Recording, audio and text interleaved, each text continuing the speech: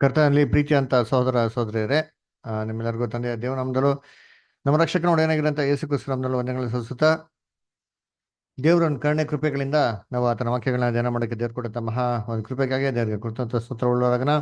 ಇನ್ನು ಕರ್ತನಲ್ಲಿ ಪ್ರೀತಿ ಅಂತ ಸಹೋದರಗಳೇ, ನಾವು ಕಳೆದ ಒಂದು ವಾರದಲ್ಲಿ ನಮ್ಮ ಒಂದು ಪಸ್ಕಕ್ಕೆ ಸಿದ್ಧತೆ ಆಗಿರುವಂತ ರಿಪ್ರಿನ್ಸ್ ನಂಬರ್ 465 ಪಸ್ಕದ ಬಗ್ಗೆ ನಾವು ಸ್ಟಡಿನ ಅಧ್ಯಯನ ಮಾಡೋಕ್ಕೆ ಶುರು ಮಾಡಿದ್ರೆ, ಸೊ ಅದನ್ನ ನಾವು ಆಲ್ಮೋಸ್ಟ್ ಒಂದು 3-4 ಪೇಜ್ಗಳನ್ನ ನಾವು ಓದಿ ಕಂಪ್ಲೀಟ್ ಮಾಡಿದ್ರಿ. ಸೊ ಈ ವಾರದ ಅದನ್ನೇ ಕಂಟಿನ್ಯೂ ಮಾಡೋಣ.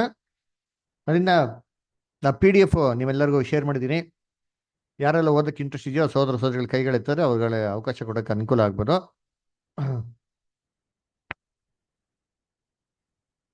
ಹೀಗೆ ಒಬ್ಬಂಟಿಯಾಗಿ ಯಾರೂ ಈ ಹಿಂದೆ ನಡೆಯದ ಇಕ್ಕಟ್ಟಾದ ಮಾರ್ಗದಲ್ಲಿ ನಡೆದನು, ಮತ್ತು ಆತನು ನಮ್ಮ ಮುಂದಾಳು ಮತ್ತು ನಾಯಕನಾಗಿರುವನು.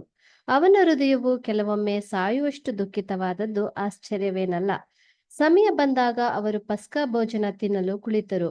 ಮತ್ತು ಯೇಸು ಶಿಷ್ಯರಿಗೆ, ನಾನು ಶ್ರಮೆ ಅನುಭವಿಸುವುದಕ್ಕಿಂತ ಮುಂಚೆ ನಿಮ್ಮ ಸಂಗಡ ಈ ಪಸ್ಕದ ಊಟವನ್ನು ಮಾಡುವುದಕ್ಕೆ ಕುತೂಹಲದಿಂದ ಅಪೇಕ್ಷಿಸಿದ್ದೇನೆ.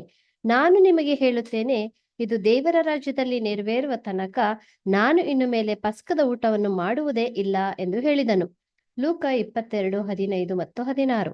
ಆ ದಿನದಲ್ಲಿ ನಿಜವಾದ ಕುರಿಮರಿಯ ವಧೆಯಿಂದ ಅದು ಹೇಗೆ ಪೂರ್ಣಗೊಳ್ಳುವುದು ಎಂದು ಅವರಿಗೆ ತಿಳಿಯಬೇಕೆಂದು ಆತನು ನಿಸ್ಸಂದೇಹವಾಗಿ ಬಯಸಿದ್ದನು. Thank you. ಸೊ ಅದಕ್ಕೆ ಕರ್ತನಲ್ಲಿ ಪ್ರೀತಿ ಅಂತ ಸಹೋದರ ಸಹೋದರರೇ, ಕಳೆದ ಸತಿಗೆ ನೋಡಿದಂತೆ ಯೇಸು ಕ್ರಿಸ್ತು ಏನಕ್ಕೆ ತನ್ನ ಶಿಷ್ಯರುಗಳ ಜೊತೆಗೆ ಈ ಒಂದು ಪಸ್ಕನ ಆಚರಣೆ ಮಾಡುವಂತ ನಾವು ನೋಡಿದ್ರಿ ಅದರ. ಸೊ ಅವ್ರ ಜೊತೆಗೆ ಆ ಒಂದು ಕೊನೆ ಮೂಮೆಂಟ್ ಅಲ್ಲಿ ಅವ್ರಿಗೆ ಕಷ್ಟ ಸಂಕಟಗಳನ್ನ ಅನುಭವಿಸೋದಿಕ್ಕೆ ಯಾರು ಇರಲಿಲ್ಲ.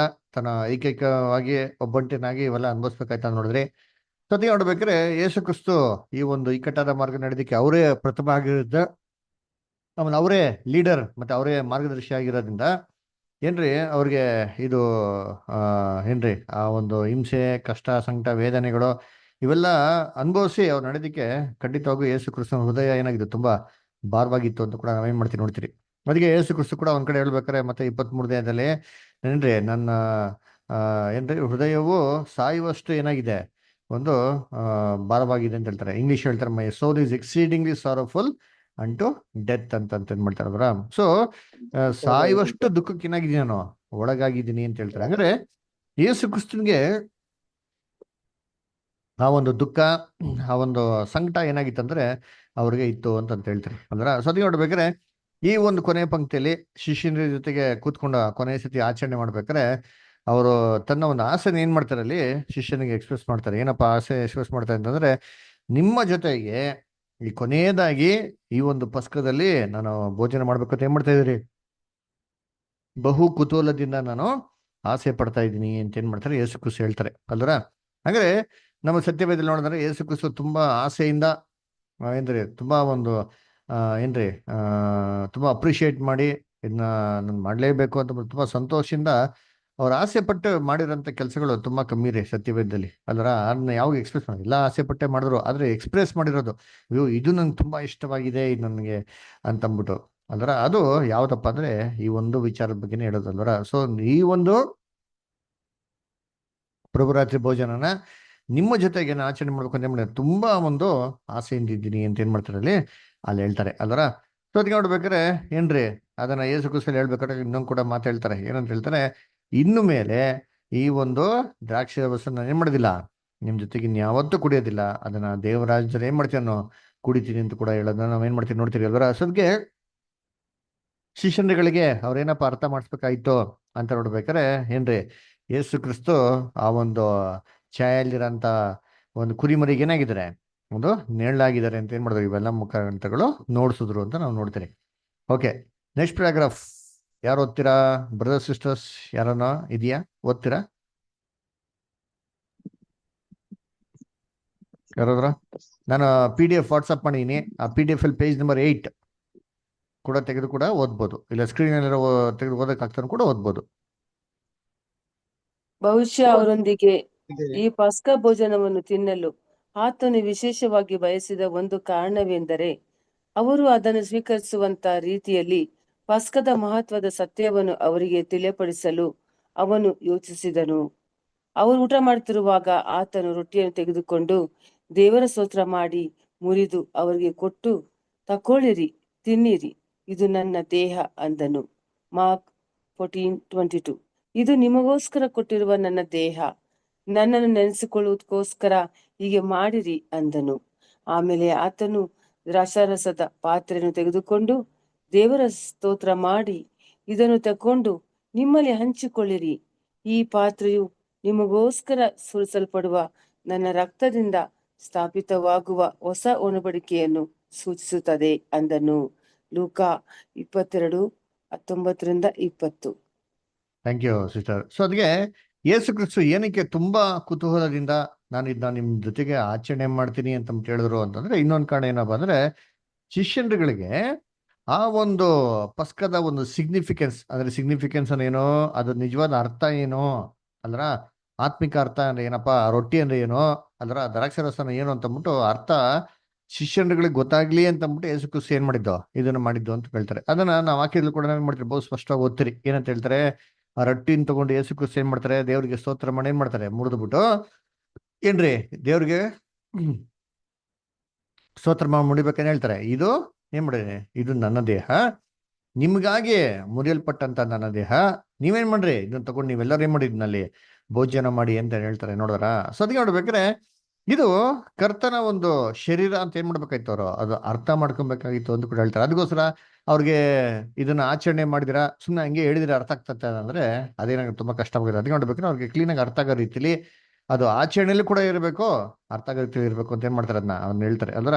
ಅದು ಮಾತ್ರ ಅಲ್ಲ, ಈ ಒಂದು ದ್ರಾಕ್ಷರಸ ಅಂದ್ರೆ ಏನ್ರಿ, ಆತನ ರಕ್ತ.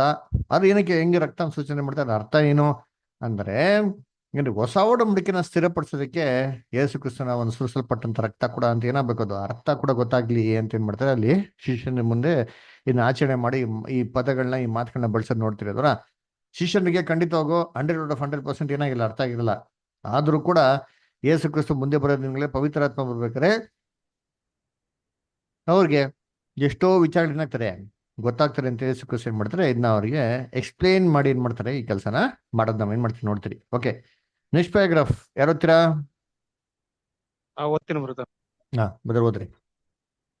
ನಮ್ಮ ಗುರುವಿನ ಉದ್ದೇಶವು ಅವರ ಮನಸ್ಸನ್ನು ಛಾಯಾರೂಪದ ಕುರಿಮರಿಯಿಂದ ನಿಜ ಸ್ವರೂಪವಾದ ತನ್ನ ಕಡೆಗೆ ಸೆಳೆಯುವುದು ಮತ್ತು ತಾನು ಸದ್ಯಗಳಲ್ಲಿ ನೆರವೇರಿಸಲಿರುವ ಧರ್ಮಶಾಸ್ತ್ರದ ಒಂದು ನಿಯಮವನ್ನು ಅವರು ಪಾಲಿಸುವುದು ಇನ್ನು ಮುಂದೆ ಸೂಕ್ತವಲ್ಲ ಎಂದು ಅವರಿಗೆ ತೋರಿಸುವುದಾಗಿತ್ತು ಎಂಬುದರಲ್ಲಿ ನಮಗೆ ಸಂದೇಹವಿಲ್ಲ. ಮತ್ತು ಇನ್ನು ಮುಂದೆ ರೊಟ್ಟಿ ಮತ್ತು ದ್ರಾಕ್ಷಾರಸವು ಅವರಿಗೆ ಆತನನ್ನು ನೆನೆಸುವಂತ ಮತ್ತು ಕುರಿಮರಿಯ ಸ್ಥಾನವನ್ನು ತೆಗೆದುಕೊಳ್ಳುವ ಅಂಶಗಳಾಗಿ ಅವರಿಗೆ ಅಲ್ಲಿ ಇರಬೇಕಾಗುತ್ತದೆ. ಹೀಗೆ ಪರಿಣಮಿಸಿದಾಗ ನನ್ನನ್ನು ನೆನೆಸಿಕೊಳ್ಳೋದಕ್ಕೋಸ್ಕರ ಹೀಗೆ ಮಾಡಿರಿ ಎಂಬ ಅವನ ಮಾತುಗಳಲ್ಲಿ ಬಲವಿದೆ. ಇನ್ನು ಮುಂದೆ ಛಾಯಾರೂಪದ ಬಿಡುಗಡೆಯ ನೆನಪಿಗಾಗಿ ನಿಜವಾದ ಕುರಿಮರಿಯನ್ನು ಕೊಲ್ಲಬೇಡಿ, ಬದಲಿಗೆ ನನ್ನ ಮಾಂಸ ಮತ್ತು ಜೀವವನ್ನು ಪ್ರತಿನಿಧಿಸುವ ರೊಟ್ಟಿ ಮತ್ತು ದ್ರಾಕ್ಷಾರಸವನ್ನು ಬಳಸಿ ನಿಜವಾದ ಬಿಡುಗಡೆಯ ಆಧಾರಗಳು, ನಿಜವಾದ ದಾಟಿ ಹೋಗುವಿಕೆ, ಅದರಿಂದ ನನ್ನನ್ನು ಮತ್ತು ನನ್ನ ಮಾತುಗಳನ್ನು ಸ್ವೀಕರಿಸುವ ಎಲ್ಲರೂ ಇನ್ನು ಮುಂದೆ ನನ್ನನ್ನು ನೆನೆಸಿಕೊಳ್ಳೋದಕ್ಕೋಸ್ಕರ ಹೀಗೆ ಮಾಡಿರಿ ಅಂದನು. Thank you brother. ಸೊ ಅದಕ್ಕೆ ನೋಡ್ಬೇಕ್ರೆ ಇನ್ನೊಂದು ಕಾರಣ ಶಿಷ್ಯನ ಜೊತೆಗೆ ಏನಕ್ಕಪ್ಪ ಇದು ಆಚರಣೆ ಮಾಡಿದ್ದು ಅಂತಂದ್ರೆ, ಒಂದು ಅವ್ರಿಗೆ ಸಿಗ್ನಿಫಿಕೆನ್ಸ್ ಏನ್ರಿ, ಆ ಒಂದು ಪ್ರಭು ರಾತ್ರಿ ಭೋಜನ ಯಾತಕ್ಕಾಗಿ ಮಾಡ್ತಾ ಇರೋದು ಅಂತ ಕಳ್ಸ್ಕೊಡ್ಬೇಕಾಗಿತ್ತು. ಅದರ ಎರಡನೇದು ಇದ್ರಲ್ಲಿ ಇನ್ನೊಂದು ಏನಪ್ಪ ಅರ್ಥ ಆಯ್ತು ಅಂದ್ರೆ, ಇದು ಛಾಯೆಯ ರೂಪದಲ್ಲಿ, ಛಾಯೆ ಮತ್ತೆ ನಿಜ ಸ್ವರೂಪದ ನಾವು ಪಾಠ ನೋಡಿದ್ರಲ್ವಾ. ಛಾಯೆ ಅಂತೇನ್ರಿ, ಹಳೆ ಒಡಂಬಡಿಕೆ ಬರೆದಲ್ಲಿ ಏನ್ರಿ ಛಾಯೆ, ನಿಜ ಸ್ವರೂಪ ಏನ್ರಿ ಕ್ರಿಸ್ತನ ಒಂದು ಬಂದಿದ ನಂತರ ಆಗುವಂತ ವಿಚಾರ ಏನಂತೆ, ಅದು ನಿಜ ಸ್ವರೂಪ ನಮ್ದು. ಆ ನಿಜ ಸ್ವರೂಪದ ಅರ್ಥ ಕೂಡ ಏನ್ ಮಾಡಕ್ಕೆ ಶಿಷ್ಯರುಗಳು ಅರ್ಥ ಮಾಡ್ಕೊಬೇಕಾಯ್ತು. ಯಾಕಂದ್ರೆ ಇಸ್ರೇಲ್ ಅಲ್ಲಿ ಪಸ್ಕ ಅಂತ ಹೇಳ್ಬೇಕಾದ್ರೆ ತುಂಬಾ ಮುಖ್ಯವಾಗಿರೋಂಥ ಆಚರಣೆ ಏನಪ್ಪ ಅಂದ್ರೆ ಪಸ್ಕದ ಏನ್ರಿ ಒಂದು ಆಚರಣೆ ಅಲ್ವರ. ಪಸ್ಕದ ಆಚರಣೆ ಬಂದ್ಬಿಟ್ಟು ಯಾವುದೇ ಕಾರಣಕ್ಕೂ ಏನ್ ಮಾಡಂಗಿಲ್ಲ, ಅದನ್ನ ಇಸ್ರೇಲ್ ಜನಗಳು ಮಿಸ್ ಮಾಡಂಗಿಲ್ಲ, ಪದ್ಧತಿ ಇತ್ತು. ಈ ಒಂದು ಹಬ್ಬಕ್ಕೆ ಮಾತ್ರ ಎಲ್ಲೆಲ್ಲಿ ಜನಗಳಿದಾರೋ ಆ ಎಲ್ಲಾ ಜನಗಳು ಊರನ್ನು ಬಿಟ್ಟು ಮಾಡಬೇಕು, ಈ ಒಂದು ಸ್ಥಳಕ್ಕೆ ದೇವ್ರ ಎಣತ ಸ್ಥಳಕ್ಕೆ ಸೇರ್ಲೇಬೇಕು ಅಂತ ಅಂದ್ಬಿಟ್ಟು ಕಡ್ಡಾಯವಾಗಿ ಏನಾಗಿತ್ತು, ರೂಲ್ಸ್ ಇತ್ತು ಅಲ್ವರ. ಅದಕ್ಕೆ ನಾವು ಬೈಬಲ್ ಓದ್ತಿಲ್ಲ, ಪೆಂಟಿಕಾಸ್ಟ್ ಜನ ಅಷ್ಟು ಜನಕ್ಕೆ ಹೆಂಗ್ ಸೇರಿದ್ರು ಅಂತಂದ್ರೆ, ಅದಕ್ಕಿಂತ ಮುಂಚೆ 50 ದಿನ ಮುಂಚೆ ಇದ್ದಿದ್ದೇನ್ರಿ ಒಂದು ಪಸ್ಕದ ನಂತರ ಬರೋಂಥ 50th ಡೇನೇ ಏನಪ್ಪ ಅಂದ್ರೆ ಪಂಚಾಶತ್ತಮ ಅಂತ ನೋಡ್ತೀರಿ ಅಲ್ವರ, ಅಂದ್ರೆ ಪೆಂಟಿಕಾಸ್ಟ್, ಡೇ ಆಫ್ ಪೆಂಟಿಕಾಸ್ಟ್ ಅಂತ ಹೇಳ್ತಾರೆ. ಹಂಗಾರೆ ಈ ಒಂದು ದಿನನ ವಿಶೇಷವಾಗಿ ಆಚರಣೆ ಮಾಡಬೇಕು, ಕ್ರಮಬದ್ಧವಾಗಿ ಎಲ್ಲ ರೀತಿಯಲ್ಲಿ ಆಚರಣೆ ಮಾಡಬೇಕು. ಸೊ ಯೇಸು ಕ್ರಿಸ್ತ ಏನಪ್ಪ ಅಂದ್ರೆ ನನ್ನ ನೆನಪಿಗಾಗಿ ಇದನ್ನ ಮಾಡ್ರಿ ಅಂತ ಹೇಳ್ಬೇಕು. ಏನಪ್ಪ ನೋಡ್ಸೋದು ಅಂತಂದ್ರೆ, ನಾನೇ ಪಸ್ಕದ ಕುರಿ. ಇನ್ಮೇಲೆ ನೀವು ಆ ಇಸ್ರೇಲ್ ಜನಗಳ ತರ ಒಂದು ಕುರಿ ಮರಿನ ಆಯ್ಕೆ ಮಾಡ್ಕೊಂಡು ಅದನ್ನ ಕರೆಕ್ಟಾಗಿ 14ನೇ ದಿನ ವಧಿಸಿ ಅದರ ಮಾಂಸನ ತಿಂದು ಆ ರಕ್ತನ ಭಾಗದ ಮೇಲೆ ನೀವು ಹಾಕಂತ ಅವಶ್ಯಕತೆ ಇಲ್ಲ. ಯಾಕಂದ್ರೆ ಆ ಒಂದು ಕುರಿ ಯಾರಪ್ಪ? ನಾನು. ಅದು ನನ್ನ ಸೂಚನೆ ಮಾಡಿದ್ರೆ ಅದು ಬದಲಾಗಿ ನಾನೇನ್ ಮಾಡ್ತೀನಿ, ನಾನೇ ಅರ್ಪಿಸ್ತಾ ಇದ್ದೀನಿ ಅಂತ ಏನ್ ಮಾಡ್ತಾರೆ ಹೇಳ್ತಾರೆ. ಆಮೇಲೆ ಅಲ್ಲಿ ಏನಪ್ಪ ಮಾಡೋರು ಅಂತಂದ್ರೆ, ಈ ಒಂದು ಕುರಿನ ಕಡಿಯೋರು ಅದರ ಆ ರಕ್ತನ ಏನ್ ಮಾಡೋರು ಬಾಗಲ ಮೇಲೆ ಹಾಕೋರು, ಆಮೇಲೆ ಮಾಂಸ ಏನ್ ಮಾಡೋರು ಅದು ತಿನ್ನೋರು. ಅದ್ರ ಹಂಗಾರೆ ಅದು ಜೀವನ ಏನ್ ಮಾಡೋರು, ಅದನ್ನ ಜೀವ ರಕ್ತನ ಬಳಕೆ ಮಾಡೋರು, ಅದನ್ನ ಮಾಂಸನ ಏನ್ ಮಾಡೋರು ಇವಾಗ ತಿನ್ನೋರು. ಸೊ ಅದಕ್ಕೆ ಸಬ್ಸ್ಟಿಟ್ಯೂಟ್ ಬೇಕಲ್ವಾ? ಇವಾಗ ಛಾಯೆ ಮತ್ತೆ ನಿಜ ಸ್ವರೂಪ ಅದಕ್ಕೆ ಸಬ್ಸ್ಟಿಟ್ಯೂಟ್ ಬೇಕಾದ್ರೆ ಬದಲಾವಣೆ ಬೇಕಲ್ವಾ? ಸೊ ಯೇಸು ಕ್ರಿಸ್ತ ಏನಪ್ಪ ನೋಡ್ಸೋದ್ರೆ ಬದಲಾವಣೆಯಲ್ಲಿ ನೋಡಪ್ಪ, ಅಲ್ಲಿ ಯಾವ ರೀತಿ ಏನ್ರಿ ಒಂದು ಕುರಿನೇ ಕಡಿತಾ ಇದ್ರು, ಆಯ್ತಾ ನಾನೇ ಮಾಡ್ತೀನಿ, ನಾನೇ ಒಪ್ಪಿಸ್ಕೊಡ್ತೇನೆ. ಯೇಸು ಕ್ರಿಸ್ತ ಅದನ್ನ ಸಿಗ್ನಿಫಿಕೆನ್ಸ್ ಎಲ್ಲಿ ನೋಡ್ಸಿದ್ರು? ರೊಟ್ಟಿಯನ್ನು ಯಾರು? ಇದು ನನ್ನ ದೇಹ, ನನ್ನ ದೇಹನ ನಾನೇ ಮಾಡ್ತೀನಿ, ನಿಮ್ಗೆ ಒಪ್ಪಿಸ್ಕೊಡ್ತಾ ಇದ್ದೀನಿ. ರೊಟ್ಟಿನ ಮುರಿದಂತ ರೀತಿಯಲ್ಲಿ ದೇವ್ರು ಏನ್ ಮಾಡಿದ್ರು, ಯೇಸು ಕ್ರಿಸ್ತನ ಒಂದು ಬಲಿನೇ ಮಾಡಿದ್ರು, ಸ್ಯಾಕ್ರಿಫೈಸ್ ಆಗಿ ಅಕ್ಸೆಪ್ಟ್ ಮಾಡಿದ್ರು. ಸೊ ಅಲ್ಲಿ ಕುರಿ ಮರಿ ಬದಲಾಗಿ ಏನ್ ನೋಡ್ಬೇಕು, ಒಂದ್ ರೀತಿ ಸಿಗ್ನಿಫಿಕೆನ್ಸ್ ಏನಂತಂದ್ರೆ ಕ್ರಿಸ್ತನ ಒಂದು ಏನ್ರಿ ರೊಟ್ಟಿ ಅಂತ ಮಾಡಿದ್ರು. ಆಮೇಲೆ ರಕ್ತ, ಈ ಕುರಿ ಮರಿ ಕರಿಬೇಕೇನ್ ಮಾಡಿದ್ರೆ ರಕ್ತ ಬರ್ತದೆ ನೋಡಿರ್ತೀನಿ. ಅದ್ರ ಆ ರಕ್ತನ ಏನ್ ಮಾಡೋದಂದ್ರೆ ದ್ರಾಕ್ಷಿ ರಸದ ಮುಖಾಂತರ ಏನ್ ಮಾಡೋದಂತಲೇ ಇಲ್ಲಿ ನೋಡ್ಸಿದ್ರೆ. ಅದ್ರ ಯೇಸು ಕ್ರಿಸ್ತ ಅದೇ ಹೇಳ್ತಾರಲ್ಲ, ಇದು ಏನ್ ನನ್ನ ರಕ್ತನ ಸೂಚನೆ ಮಾಡ್ತಾರೆ ಒಂದು ನಿಜ ಸ್ವರೂಪದಲ್ಲಿ. ಅದರಿಂದ ಇದು ನಿಮ್ಮ ಒಂದು ಜೀವಿತಕ್ಕಾಗಿ ಏನ್ ಮಾಡ್ತಾ ಇದ್ದೀನಿ, ನಾನು ಕೊಡ್ತಾ ಇದ್ದೀನಿ ಏನ್ ಮಾಡಿದ್ರು. ಸೊ ಯೇಸು ಕ್ರಿಸ್ತು ಈ ಜೊತೆಗೆ ಶಿಷ್ಯನ ಜೊತೆಗೆ ಮಾಡೋದನ್ನ ಏನಪ್ಪ ಕಲ್ಸ್ಕೊಟ್ರ ಅಂದ್ರೆ, ಇನ್ಮೇಲೆ ಹಳೆ ಪಸ್ಕ ಮಾಡೋಂಥ ಅವಶ್ಯಕತೆ ಇಲ್ಲ. ಹಳೆ ಪಸ್ಕನ ಬಿಟ್ಬಿಡ್ಬೇಕು. ನನ್ನ ನೆನಪಿಗಾಗಿ ಇನ್ನು ಮುಂದಕ್ಕೆ ಏನ್ ಮಾಡ್ರಿ, ಇದನ್ನೇ ನೀವೇನ್ ಮಾಡ್ಬೇಕು ಅಂತ ಏನ್ ಮಾಡ್ತಾರೆ ಅಲ್ಲಿ ಹೇಳ್ತಾರೆ ಅಲ್ಲರ. ಅದೇನೋ ಇಸ್ರೇಲ್ ಜನಗಳು ಮಾಡಿದಂಥ ಪಸ್ಕಗಳ ಕಾಲ ಏನಾಯ್ತು, ತೀರಿತ್ತು. ಇನ್ ಮುಂದಕ್ಕೆ ಏನ್ ಮಾಡ್ಬೇಕು, ಈ ಒಂದು ಪಸ್ಕದ ಒಂದು ಆಚರಣೆ ಮಾಡ್ಬೇಕು, ನೀವು ಮಾಡ್ಬೇಕು. ಹೊಸ ಪಸ್ಕ ಏನಪ್ಪ ಪಸ್ಕ ಏನ್ರಿ, ಕುರಿ ಬದಲಾಗಿ ರೊಟ್ಟಿನ ತೊಗೊಳೋದು, ರಕ್ತನ ಚಿಮ್ಸದ ಬದಲಾಗಿ ದ್ರಾಕ್ಷಸನ ತೊಗೊಳೋದು ಅಂತ ಏನ್ ಮಾಡ್ತೀರಿ. ಆದ್ರೆ ಮಿಕ್ಕಿದೆಲ್ಲವೂ ಏನ್ರಿ ಸೇಮ್, ಸಮಯ ಸೇಮು, ದಿನ ಸೇಮು. ಅದರ ನೆನಪು ಅಲ್ಲಿ ಇಸ್ರೇಲ್ ಜನಗಳಿಗೆ ಬಿಡುಗಡೆಗೆ ಏನ್ರಿ ನೆನಪು, ಇಲ್ಲಿ ಇಡೀ ಲೋಕದಿಂದ ಸೈತನ ಬಿಡುಗಡೆಯಿಂದ ಏನ್ರಿ ಜನಗಳಿಗೆ ಒಂದು ನೆನಪಿಗಾಗಿ ಮಾಡೋಕಿದ್ನ ಇದನ್ನ ಮಾಡ್ಬೇಕು ಅಂತ ಏನ್ ಮಾಡೋದು ಹೇಳೋದು ನೋಡ್ತೀವಿ. ಓಕೆ, ನೆಕ್ಸ್ಟ್ ಪ್ಯಾರಾಗ್ರಾಫ್ ಯಾರು ಓದ್ತೀರಾ? ಸಿಸ್ಟರ್ಸ್. ದೀಪಾ ಓದಿ. ಹೀಗೆ ನಮ್ಮ ಕರ್ತನು ತನ್ನ ಮರಣದ ಜ್ಞಾಪಕಾರ್ಥವಾಗಿ ಮತ್ತು ಯೆಹೂದ್ಯರು ಆಚರಿಸುವ ಪಸ್ಕಕ್ಕೆ ಬದಲಿಯಾಗಿ ತನ್ನ ಕಡೆ ಭೋಜನವನ್ನು ಸ್ಥಾಪಿಸಿದನು. ಯೇಸು ಮೊದಲು ಛಾಯಾರೂಪದ ಕುರಿಮರಿಯನ್ನು ಹೇಗೆ ತಿಂದನು ಎಂದು ಕೇಳಿದರೆ, ಅವನು ಧರ್ಮಶಾಸ್ತ್ರದ ಆಳ್ವಿಕೆಯ ಅಡಿಯಲ್ಲಿ ಜನಿಸಿದನು ಮತ್ತು ಅದರ ಪ್ರತಿಯೊಂದು ಅವಶ್ಯಕತೆಯನ್ನು ಪಾಲಿಸಬೇಕು ಎಂದು ನಾವು ಉತ್ತರಿಸುತ್ತೇವೆ. ಆತನು ಅದನ್ನು ಧರ್ಮಶಾಸ್ತ್ರವನ್ನು ತನ್ನ ಶಿಲುಬೆಗೆ ಜಡಿದು ಧರ್ಮಶಾಸ್ತ್ರವನ್ನು ಕೊನೆಗೊಳಿಸಿದ್ದರಿಂದ ನಾವು ಪಸ್ಕ ಅಥವಾ ಅದರ ಬದಲಿಗೆ ಕೊಡಲ್ಪಟ್ಟ ಕರ್ತನ ಭೋಜನಕ್ಕೆ ಸಂಬಂಧಿಸಿದಂತ ನಿಯಮದಿಂದ ಮುಕ್ತರಾಗಿದ್ದೇವೆ. ಆದರೆ ನಾವು ಪ್ರತಿ ವರ್ಷ ನಮ್ಮ ಕರ್ತನ ಮರಣದ ವಾರ್ಷಿಕೋತ್ಸವವನ್ನು ಆಚರಿಸುವುದನ್ನು ಒಂದು ಸೌಭಾಗ್ಯ ಎಂದು ಪರಿಗಣಿಸುವವರಲ್ಲಿ ಸೇರಿದ್ದೇವೆ. ಅದನ್ನು ನೆನೆಸಿಕೊಳ್ಳುವುದಕ್ಕೋಸ್ಕರ ಮಾಡೋಣ.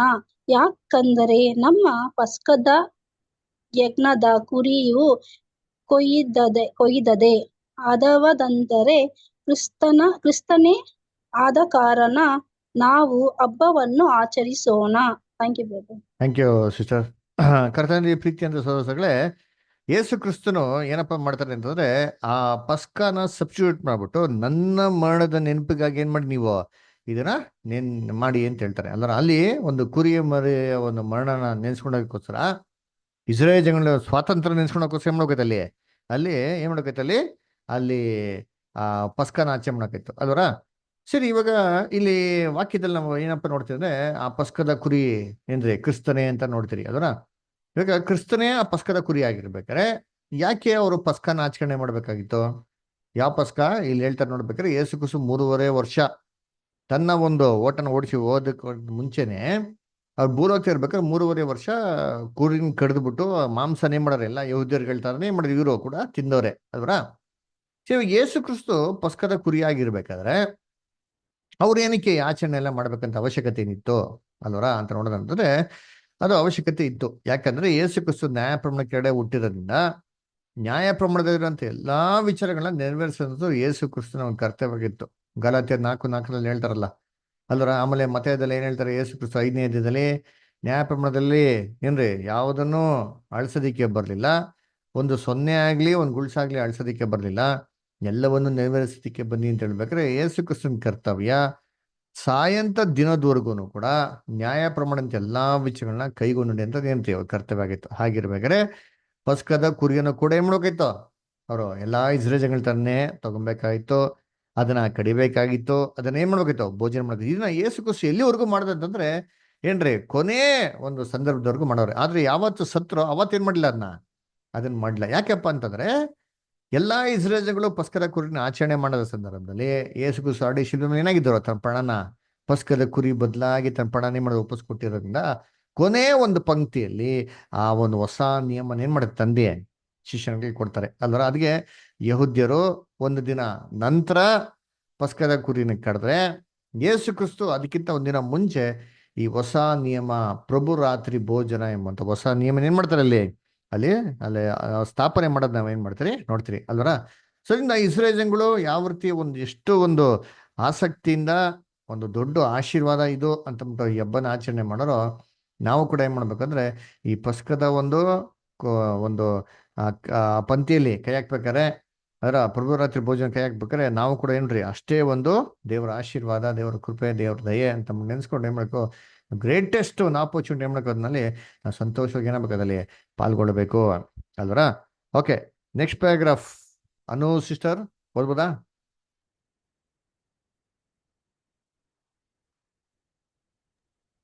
ಓದ್ಬೇಕಾ ಬ್ರದರ್? ಹಾ, ಅನಿತಾ ಅಷ್ಟೇ ಓದಿ. ಬ್ರದರ್ ಓದ್ತೀರಾ? ಸರಿ, ಓದ್ಲಾ ಬ್ರದರ್ ನಾನು? ಅನು ಸಿಸ್ಟರ್ ಓದಿ. ಅನಿತಾ ಅಷ್ಟೇ ನೆಕ್ಸ್ಟ್ ಪ್ಯಾರಾಗ್ರಾಫ್ ಓದ್ತೀರಾ? ಪರವಾಗಿಲ್ವಾ? If don't mind. ಪರವಾಗಿಲ್ಲ ಬ್ರದರ್. ಓಕೆ, ಅನು ಸಿಸ್ಟರ್ ಈ ಪ್ಯಾರಾಗ್ರಾಫ್ ಓದಿ, ನೆಕ್ಸ್ಟ್ ಪ್ಯಾರಾಗ್ರಾಫ್ ಸಿಸ್ಟರ್ ಓದ್ತಾರೆ. ನಮ್ಮ ಕರ್ತನ ಮರಣದ ಸ್ಮರಣಾರ್ಥದ ಈ ಪ್ರಭಾವಶಾಲಿ ಕಾಲವನ್ನು ಯಾವಾಗ ಅಥವಾ ಏಕೆ ನಿರ್ಲಕ್ಷಿಸಲಾಯಿತು ಎಂಬುದನ್ನು ನಿರ್ಧರಿಸುವುದು ಕಷ್ಟಕರವಾಗಿರುತ್ತದೆ. ಆದರೆ ಅದು ನಿಸ್ಸಂದೇಹವಾಗಿ ಅನುಕೂಲಕರವಾಗಿತ್ತು. ನಿಸ್ಸಂದೇಹವಾಗಿ ಕಡಿಮೆ ಉತ್ಸಾಹಿ ಶಿಕ್ಷಕರು ಮಹಾಬೋಧಕನು ತಪ್ಪು ಮಾಡಿದ್ದಾನೆಂದು ಮತ್ತು ವರ್ಷಕ್ಕೆ ಒಂದಕ್ಕಿಂತ ಹೆಚ್ಚು ಬಾರಿ ಅದನ್ನು ಮಾಡುವುದು ಉಪಯುಕ್ತ ಎಂದು ಭಾವಿಸಿದ್ದರು. ಮತ್ತು ಪೌಲನು, ನೀವು ಈ ರೊಟ್ಟಿಯನ್ನು ತಿಂದು ಈ ಪಾತ್ರೆಯಲ್ಲಿ ಪಾನ ಮಾಡುವಷ್ಟು ಸಾರಿ ಕರ್ತನ ಮರಣವನ್ನು ಆತನು ಬರುವ ತನಕ ಪ್ರಸಿದ್ಧಿಪಡಿಸುತ್ತೀರಿ, 1 ಕೊರಿಂಥ 11:26 ಎಂದು ಹೇಳಿದಾಗ ಅದು ಎಷ್ಟು ಸಾರಿ ಆಚರಿಸಲ್ಪಟ್ಟಿದೆ ಎಂಬುದು ಯಾವುದೇ ವ್ಯತ್ಯಾಸವನ್ನು ಉಂಟು ಮಾಡುವುದಿಲ್ಲ ಎಂದು ಎಲ್ಲರೂ ಅರ್ಥ ಮಾಡಿಕೊಂಡಿದ್ದಾರೆಂದು ತೋರುತ್ತದೆ. ಆದರೆ ಪೌಲನು ಆ ವಿಷಯದ ಬಗ್ಗೆ ಹೇಳಿದ ಎಲ್ಲವನ್ನು ಎಚ್ಚರಿಕೆಯಿಂದ ಅಧ್ಯಯನ ಮಾಡುವುದರಿಂದ ಇದು ಹಾಗಲ್ಲ ಎಂದು ಎಲ್ಲರಿಗೂ ಮನವರಿಕೆಯಾಗುತ್ತದೆ. ಆತನು ಈ ವಿಷಯವನ್ನು ತಿಳಿಸುವ ಸಂದರ್ಭದಲ್ಲಿ, ನಾನು ನಿಮಗೆ ತಿಳಿಸಿಕೊಟ್ಟ ಉಪದೇಶವನ್ನು ಕರ್ತನಿಂದ ಹೊಂದಿದೆನು, ವಚನ 23 ಎಂದು ತಿಳಿಸುತ್ತಾನೆ. ಅದೇನೆಂದರೆ, ಕರ್ತನಾದ ಯೇಸು ತಾನು ಹಿಡಿದುಕೊಡಲ್ಪಟ್ಟ ರಾತ್ರಿಯಲ್ಲಿ ರೊಟ್ಟಿಯನ್ನು ತೆಗೆದುಕೊಂಡು ಇತ್ಯಾದಿ. ಇಲ್ಲಿ ಗಮನಿಸಿ, ಯೇಸು ಆಯ್ಕೆ ಮಾಡಿದ ಸಮಯವು ಅತ್ಯಂತ ಸೂಕ್ತವೆಂದು ತೋರುತ್ತದೆ.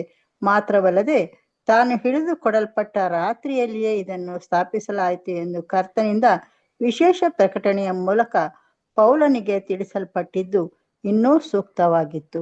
Thank you brother. Thank you sister. So ಕರ್ತನಲ್ಲಿ ಪ್ರೀತಿ ಅಂತ ಸೌರಸರುಗಳೇ, ಇವಾಗ ಈ ಒಂದು ಪದ್ಧತಿ ಬಗ್ಗೆ ನಾವು ಬೇಸಿಕ್ ಕ್ಲಾಸಲ್ಲಿ ಏನು ಮಾಡಿದ್ವಿ, ನಾವು ಕ್ಲೀನಾಗಿ ಸಿಸ್ಟಮೆಟಿಕ್ ಆಗಿ ನೋಡಿದಿರಿ. ಅದರ ಹಾಗಿರ್ಬೇಕಾದ್ರೆ ಈ ಒಂದು ಪ್ರಭುರಾತ್ರಿ ಭೋಜನನ ಏನ್ರಿ ಈ ಸಭೆಗಳಲ್ಲಿ ಏನ್ರಿ ಒಂದು ಬಲಿ ಪೂಜೆ ಅಂತ ಮಾಡಿ ಇದನ್ನ ವರ್ಷ ಮಾಡೋದ್ರ ಬದಲಾಗಿ ದಿನಕ್ಕೆ 2 ಸತಿ ಅಥವಾ ಏನ್ರಿ ಕೆಲವೊಂದು ಸಭೆಗಳಲ್ಲಿ ವಾರಕ್ಕೊಂದ್ಸತಿ, ಹಿಂಗೆ ಕೆಲವೊಂದು ಸ್ಥಳಗಳಲ್ಲಿ ತಿಂಗಳಿಗೊಂದ್ಸತಿ ಇದು ಮಾಡೋಂಥ ಒಂದು ಕಲಾಚಾರ ಹೇಗೆ ಬಂತು ಅಂತ ನೋಡ್ಬೇಕಾದ್ರೆ ಏನ್ರಿ ಇದಕ್ಕೆ ಒಂದು ವಾಕ್ಯ ಏನ್ರಿ, ಒಂದು ಕಾರಣ. ಅದರ ಏನಪ್ಪ ಅದು ವಾಕ್ಯ ನೋಡಿ, ಓದೋಣ. 1 ಕೊರಿಂಥ 11ನೇ ಅಧ್ಯಾಯದಲ್ಲಿ, ದಯವಿಟ್ಟು ಯಾರು ಓದ್ರಿ. ಆ 11ನೇ ಅಧ್ಯಾಯದಲ್ಲಿ 26ನೇ ವಾಕ್ಯ ಓದ್ರಿ ಯಾರಾದ್ರೂ ದಯವಿಟ್ಟು. 1 ಕೊರಿಂಥ 11:26. ನೀವು ಈ ರೊಟ್ಟಿಯನ್ನು ತಿಂದು ಈ ಪಾತ್ರೆಯಲ್ಲಿ ಪಾನ ಮಾಡುವಷ್ಟು ಸಾರಿ ಕರ್ತನ ಮರಣವನ್ನು ಆತನು ಬರುವ ತನಕ ಪ್ರಸಿದ್ಧಿಪಡಿಸುತ್ತೀರಿ. ನೋಡ್ರ. ಸೊ ನೀವು ಏನ್ರಿ, ಆ ಇನ್ನೊಂದ್ಸತಿ ಓದಿಂತೀನಿ. ನೀವು ಕರ್ತನ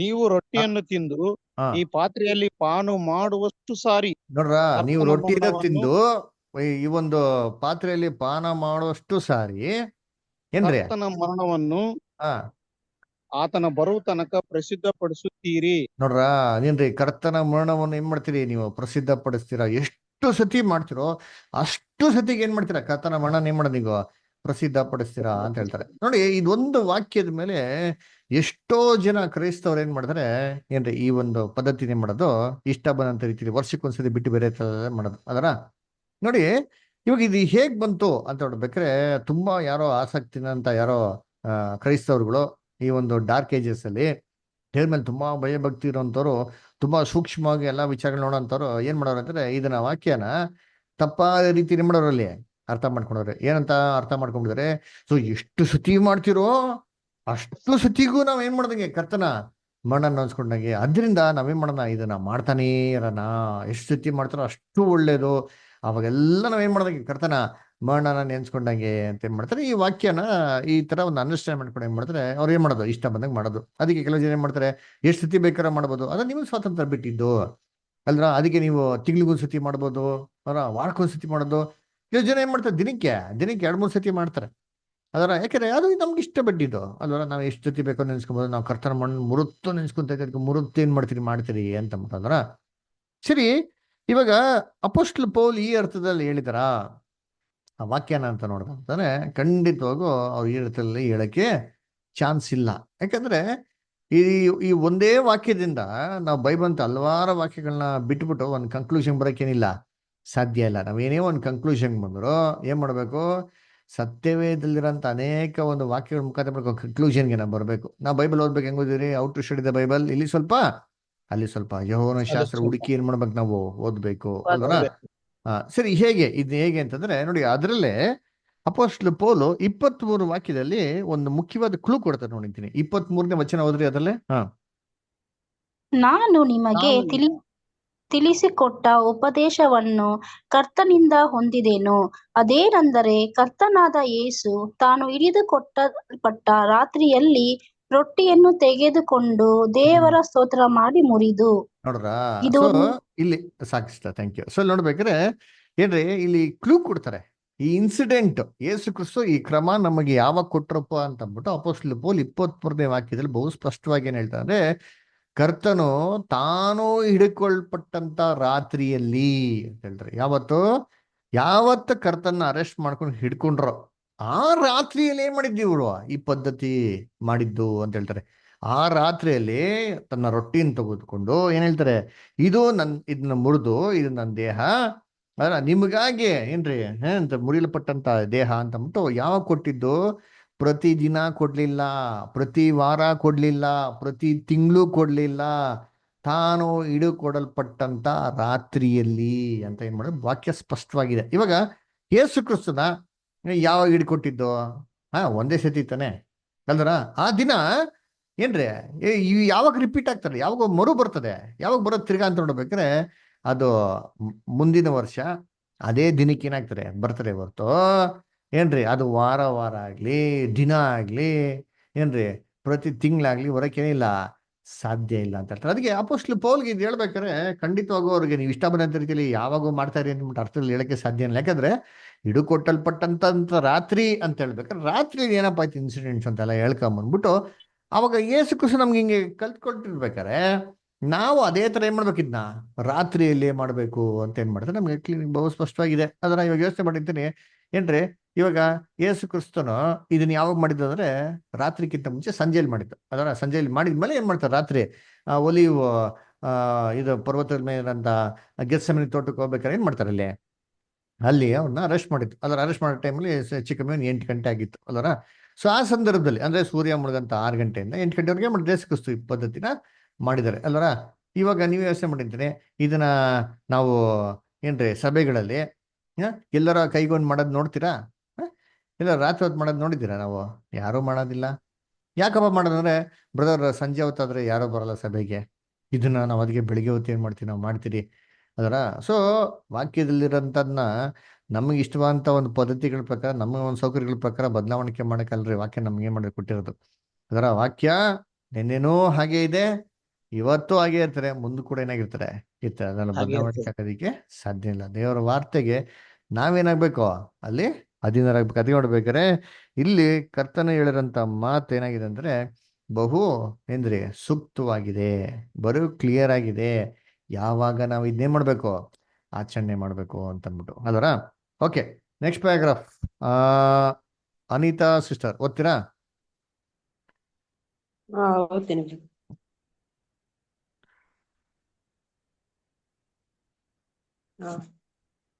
ಕರ್ತನ ಮರಣದ ಸರಿಯಾದ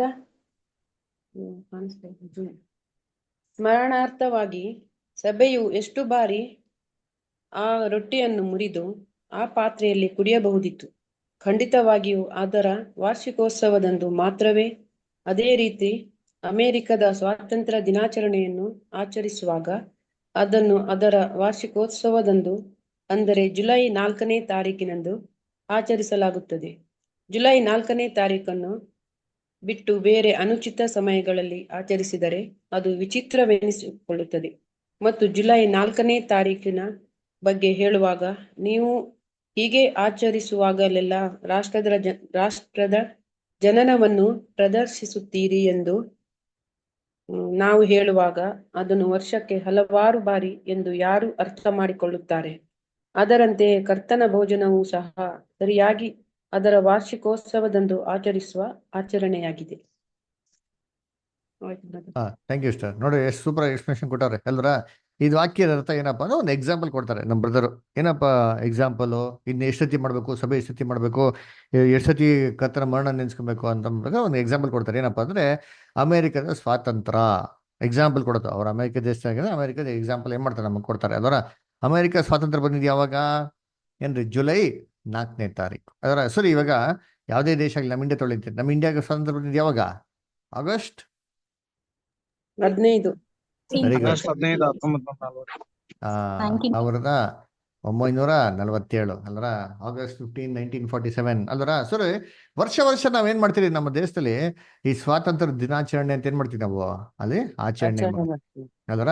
ಸರಿ, ನಾವು ಯಾವತ್ತೆಲ್ಲ ಆಚರಣೆ ಮಾಡ್ತೀರೋ ಅವತ್ತೆಲ್ಲ ನಾವು ನೆನ್ಸ್ಕೊಂತೀರಿ, ನಮ್ಗೆ ಸ್ವಾತಂತ್ರ್ಯ ಬಂದಿರೋದು ನಾವೇನ್ ಮಾಡ್ತೀರಿ ಅಲ್ವರ. ಸರಿ, ಯಾವತ್ತೆಲ್ಲ ಮಾಡ್ತಿರೋ ಅವತ್ತೆಲ್ಲ ನೀವು ಸ್ವಾತಂತ್ರ್ಯ ನೆನ್ಸ್ಕೊಂತೀರಿ ಅಂತ ಅಂದಿದ ತಕ್ಷಣ ಏನ್ರಿ ಇದನ್ನ ದಿನ ಮಾಡ್ಬೇಕು ಅಂತ ಅರ್ಥ ಇಲ್ಲ ಅಲ್ವರ. ನೀವು ವರ್ಷಕ್ಕೊಂದ್ಸತಿ ವರ್ಷ ಯಾವಾಗೆಲ್ಲ ಮಾಡ್ತಿರೋ ಅದನ್ನ ಏನಪ್ಪ ನೆನ್ಸ್ಕೊಳ್ಳಿ ಅಂತಂದ್ರೆ, ನೀವು ಆ ಒಂದು ಸ್ವಾತಂತ್ರ್ಯ ದಿನಾನ ಏನ್ ಮಾಡ್ತಾ ಇದ್ದೀರಾ, ನೆನ್ಸ್ಕೊಂತಾ ಇದ್ದೀರಾ ಅಂತ. ಸ್ವಾತಂತ್ರ್ಯ ಬಂದಿದ್ದು ದಿನ ಬಂತ? ಯಾವತ್ತೋ ಒಂದಿನಂತಾನೆ ಪರ್ಟಿಕ್ಯುಲರ್ ಬಂದಿರೋದು. ಸ್ವಾತಂತ್ರ್ಯ ಹೋರಾಟ ದಿನ ಆಗಿದೆ, ಆದ್ರೆ ಆ ಒಂದು ಸ್ವಾತಂತ್ರ್ಯ ನಮ್ಗೆ ದಕ್ಕಿರೋಂಥದ್ದು, ನಮ್ಗೆ ದೊರಕಿರೋಂಥದ್ದು ಒಂದೇ ದಿನ ರೀ ಅದರ. ಆ ಪರ್ಟಿಕ್ಯುಲರ್ ಡೇನ ನಾವು ಯಾವಾಗೆಲ್ಲ ಆಚರಣೆ ಮಾಡ್ತಿರೋ ಆಚರಣೆ ಮಾಡೋ ದಿನನೆಲ್ಲ ಏನ್ ಮಾಡ್ರಿ ನಮ್ಗೆ ಸ್ವಾತಂತ್ರ್ಯ ಬಂತು ಅಂತ ನೆನ್ಸ್ಕೊಳೋದಕ್ಕೋಸ್ಕರ ಮಾಡೋದು ನಾವು ಮಾಡೋದು ಅಂತ ಹೇಳ್ತಾರೆ ಅದರ. ಇವಾಗ ಈ ಅರ್ಥ ಹೆಂಗಿದೆ ಯೋಚನೆ ಮಾಡಿ. ಹಿಂಗಂತಂದ್ರ ಅಯ್ಯೋ ಹಂಗ್ರೆ ದಿನ ಮಾಡ್ಬೇಕು ಅಂತ ದಿನ ಸ್ವಾತಂತ್ರ್ಯ ಮಾಡ್ತಾ ಇದ್ರೆ ಅದಕ್ಕೆ ಮಹತ್ವತೆ ಇರ್ತದ, ಅದಕ್ಕೊಂದು ಬೆಲೆ ಇರ್ತದ? ಅದು ನೋಡಿದವ್ರು ಏನ್ ಮಾಡ್ತಾರೆ, ಇದು ಕರೆಕ್ಟು, ವೆರಿ ಗುಡ್, ನೀವು ತುಂಬಾ ಚೆನ್ನಾಗಿ ಮಾಡ್ತಾ ಇದ್ದೀರಾ, ದಿನ ಸ್ವಾತಂತ್ರ್ಯ ಮಾಡ್ತಾರೆ ಅಂದ್ಬಿಟ್ಟು ನೋಡ್ಬಿಟ್ಟು ಯಾರೋ ಅಪ್ರಿಷಿಯೇಟ್ ಮಾಡ್ತಾರ? ಖಂಡಿತವಾಗ ಇಲ್ಲ ರೀ ಅಲ್ವರ. ಯೋಚನೆ ಮಾಡಿರ್ತೀನಿ, ಇವಾಗ ಭಾರತ ದೇಶದ ಸ್ವಾತಂತ್ರ್ಯ ನಮ್ಗೆ ಬಂದಿದೆ, ನಾವು ದಿನ ಆಚರಣೆ ಮಾಡಿದ್ರೆ ಹೆಂಗಿರ್ತಾರ? ಅದ ಚೆನ್ನಾಗಿರಲ್ಲ. ದಿನ ಬಂದ್ಬಿಟ್ಟು ಸ್ಕೂಲ್ಗೆ ಹೋಗ್ಬಿಟ್ಟು ಫ್ಲಾಗ್ ಹಾಸ್ಟಿಂಗ್ ಮಾಡಿ, ದಿನ ಸೊಲಿಟ್ ಹೊಡೆದು, ದಿನ ಒಂದು ಹಬ್ಬದ ತರ ಮಾಡ್ತಾ ಇದ್ರೆ ಏನಾಗ್ತಾರೆ ಹೇಳಿ? ಆ ಹಬ್ಬದ ಮಹತ್ವತೆ ಏನಾಗ್ಬಿಡ್ತದೆ, ಹೊಟ್ಟೋಗ್ಬಿಡ್ತಾರೆ ಅಲ್ವರ. ಏನ್ರಿ ಆ ಡೆಕೋರಮು ಅಲ್ವರ, ಆ ರೆಫರೆನ್ಸು ಏನಾಗ್ಬಿಡ್ತಾರೆ ನಮ್ಗೆ, ಹೊಟ್ಟೋಗ್ಬಿಡ್ತಾರೆ ಅಲ್ವರ. ಈ ದಿನ ಮಾಡಿ ಏನಾಗ್ಬಿಡ್ತಾರೆ ನಮ್ಗೆ ಅದು ರೂಢಿ ಆಗಿರಂದ ಅದನ್ನ ಕೇವಲವಾಗಿ ಎಣ್ಸೋದಕ್ಕೆ ಏನಾಗ್ಬಿಡ್ತಾರೆ, ಆಮೇಲೆ ಶುರು ಆಗ್ಬಿಡ್ತಾರೆ ಅಲ್ವರ. ಆ ಥರ ಇರ್ಬಾರ್ದ್ರಿ ಅದರ. ಅದಕ್ಕೇನು ಸ್ಪೆಷಲ್ ಆಗಿರೋ ಸ್ಥಾನ ಏನಾಗಿದೆ, ಅದು ಇದೆ ಅದರ. ಅದು ಗೌರವ ಅಂತ ಸ್ಥಾನ ಏನಾಗಿದೆ ನಾವು ಉಳಿಸ್ಕೊಬೇಕು ನೋಡ್ರಿ ಅಂತೀನಿ. ಅದರ ಅದನ್ನ ವರ್ಷಕ್ಕೊಂದ್ಸತಿನೇ ಮಾಡ್ದವಾಗ ಏನಾಗೋದು ಅದು ವೈಭವ ಏನಾಗಿರೋದು ಇರೋದು. ಇದೇ ಅರ್ಥದಲ್ಲಿ ಅಪೋಸ್ಟ್ಲ್ ಪೌಲ್ ಕೂಡ ಖಂಡಿತವಾಗೂ ಏನ್ ಮಾಡೋದು ಇಲ್ಲಿ ಹೇಳಿರೋದು ಅಂತ ನಾವೇನ್ ಮಾಡ್ತೀರಿ ಅಲ್ಲಿ ಹೇಳ್ತೀರಿ. ಅದಕ್ಕೆ ನಾವೇನ್ ಮಾಡ್ಬೇಕಂದ್ರೆ ಕೆಲವು ವಿಚಾರಗಳನ್ನ ಬೈಬಲ್ನ ಅರ್ಥ ಮಾಡ್ಕೊಬೇಕ್ರೆ ಕೆಲವೊಂದು ರೈಟರ್ಸ್ ಹೇಗೆ ಅವ್ರು ಬರ್ದಿದ್ದಾರೆ ಪತ್ರಗಳನ್ನ ಅಂತ ನಾವು ಅರ್ಥ ಮಾಡ್ಕೊಬೇಕು. ನೋಡಿ, ನಮ್ಮ ಅಪೋಸ್ಟ್ಲ್ ಪೌಲ್ ಬಗ್ಗೆ ಹೇಳ್ತಾರೆ, ಅವ್ರು ಹೇಗೆ ಬರೀತಾರೆ ಅಂತ ಅವ್ರ ರೈಟಿಂಗ್ಸ್ ಓದೋಣ. 2 ಪೀಟರ್ 3rd ಚಾಪ್ಟರ್ 15 ಇಂದ ಓದಿ ಯಾರಾದ್ರು. 15, 16, 17 ಯಾರು ಓದ್ತೀರಾ? 2 ಪೇತ್ರ 3ನೇ ಅಧ್ಯಾಯ 15ರಿಂದ 17. ನಮ್ಮ ನಮ್ಮ ಕರ್ತನ ದೀರ್ಘಶಾಂತಿಯು ನಮ್ಮ ರಕ್ಷಣಾರ್ಥಕವಾಗಿ ಅದೇ ಎಂದು ಎಣಿಸಿಕೊಳ್ಳ್ರಿ. ಇದೇ ಅಭಿಪ್ರಾಯಕ್ಕೆ ಸರಿಯಾಗಿ ನಮ್ಮ ಪ್ರಿಯ ಸಹೋದರನಾದ ಪೌಲನು ಸಹ ತನಗೆ ಅನುಗ್ರಹಿಸಿರುವ ಜ್ಞಾನದ ಪ್ರಕಾರ ನಿಮಗೆ ಬರೆದನು. ನೋಡ್ರ, ಪ್ರಿಯ ಪೌಲನು ಕೂಡ ತನಗೆ ಅನುಗ್ರಹಿಸಿದ ಜ್ಞಾನದ ಪ್ರಕಾರ ಬರ್ದಿದ್ದಾರೆ ಅಂತ ಹೇಳ್ತಾರೆ. ಸರಿ, ಏನ್ ಬರ್ತಾರೆ ಅಪೋಸ್ಟ್ಲ್ ಪೌಲು? ಅವರು ದೇವ್ರು ಏನ್ ಜ್ಞಾನ ಅಂತ ತಿಳಿಸ್ಕೊಟ್ರೆ ಅದನ್ನ ಯಾವ ಸ್ಟೈಲ್ ಅಲ್ಲಿ ಬರ್ದಿದ್ದಾರೆ ನೋಡಿ ಅಂತ ಹೇಳ್ತಾರೆ. ಓದಿ. ಅವನು ತನ್ನ ಎಲ್ಲಾ ಪತ್ರಿಕೆಗಳಲ್ಲಿಯೂ ಈ ವಿಷಯಗಳನ್ನು ಕುರಿತು ಬರೆಯುವಾಗ ಹೀಗೆ ಬೋಧಿಸಿದ್ದಾನೆ. ನೋಡ್ರ, ಆ ಎಲ್ಲಾ ಪತ್ರಿಕೆಗಳಲ್ಲಿ ಈ ವಿಚಾರಗಳನ್ನ ಕುರಿತು ಬರಿಬೇಕಾದ್ರೆ ಅದರ ಏನ್ರಿ ದೇವರ ರಕ್ಷಣೆ, ದೇವರ ಯೋಜನೆಗಳ ಕುರಿತು ಬರಿಬೇಕಾದ್ರೆ ಅವ್ರು ಈ ರೀತಿ ಬರ್ದಿದ್ದಾರೆ, ಒಂದು ಪರ್ಟಿಕ್ಯುಲರ್ ಸ್ಟೈಲ್ ಅಲ್ಲಿ ಬರ್ದಿದ್ದಾರೆ ಅಂತ ಹೇಳ್ತಾರೆ. ಏನದು? ಆ ಪತ್ರಿಕೆಗಳಲ್ಲಿರುವ ಕೆಲವು ಮಾತುಗಳು ತಿಳಿಯುವುದಕ್ಕೆ ಕಷ್ಟವಾಗಿವೆ. ಆ ಪತ್ರಿಕೆಯಲ್ಲಿರಂತ ಕೆಲವು ಮಾತುಗಳು ತಿಳ್ಕೊಳಕ್ ಹೇಗಿದೆ? ಕಷ್ಟವಾಗಿದೆ. ಅಂದ್ರೆ ಈಸಿಯಾಗಿ ಅರ್ಥ ಆಗೋ ತರ ಅಪೋಸ್ಟಲ್ ಪೌಲ್ ಏನ್ರಿ ಮಾಡಿಲ್ಲ, ಅದನ್ನೆಲ್ಲ ಬರ್ದಿಲ್ಲ.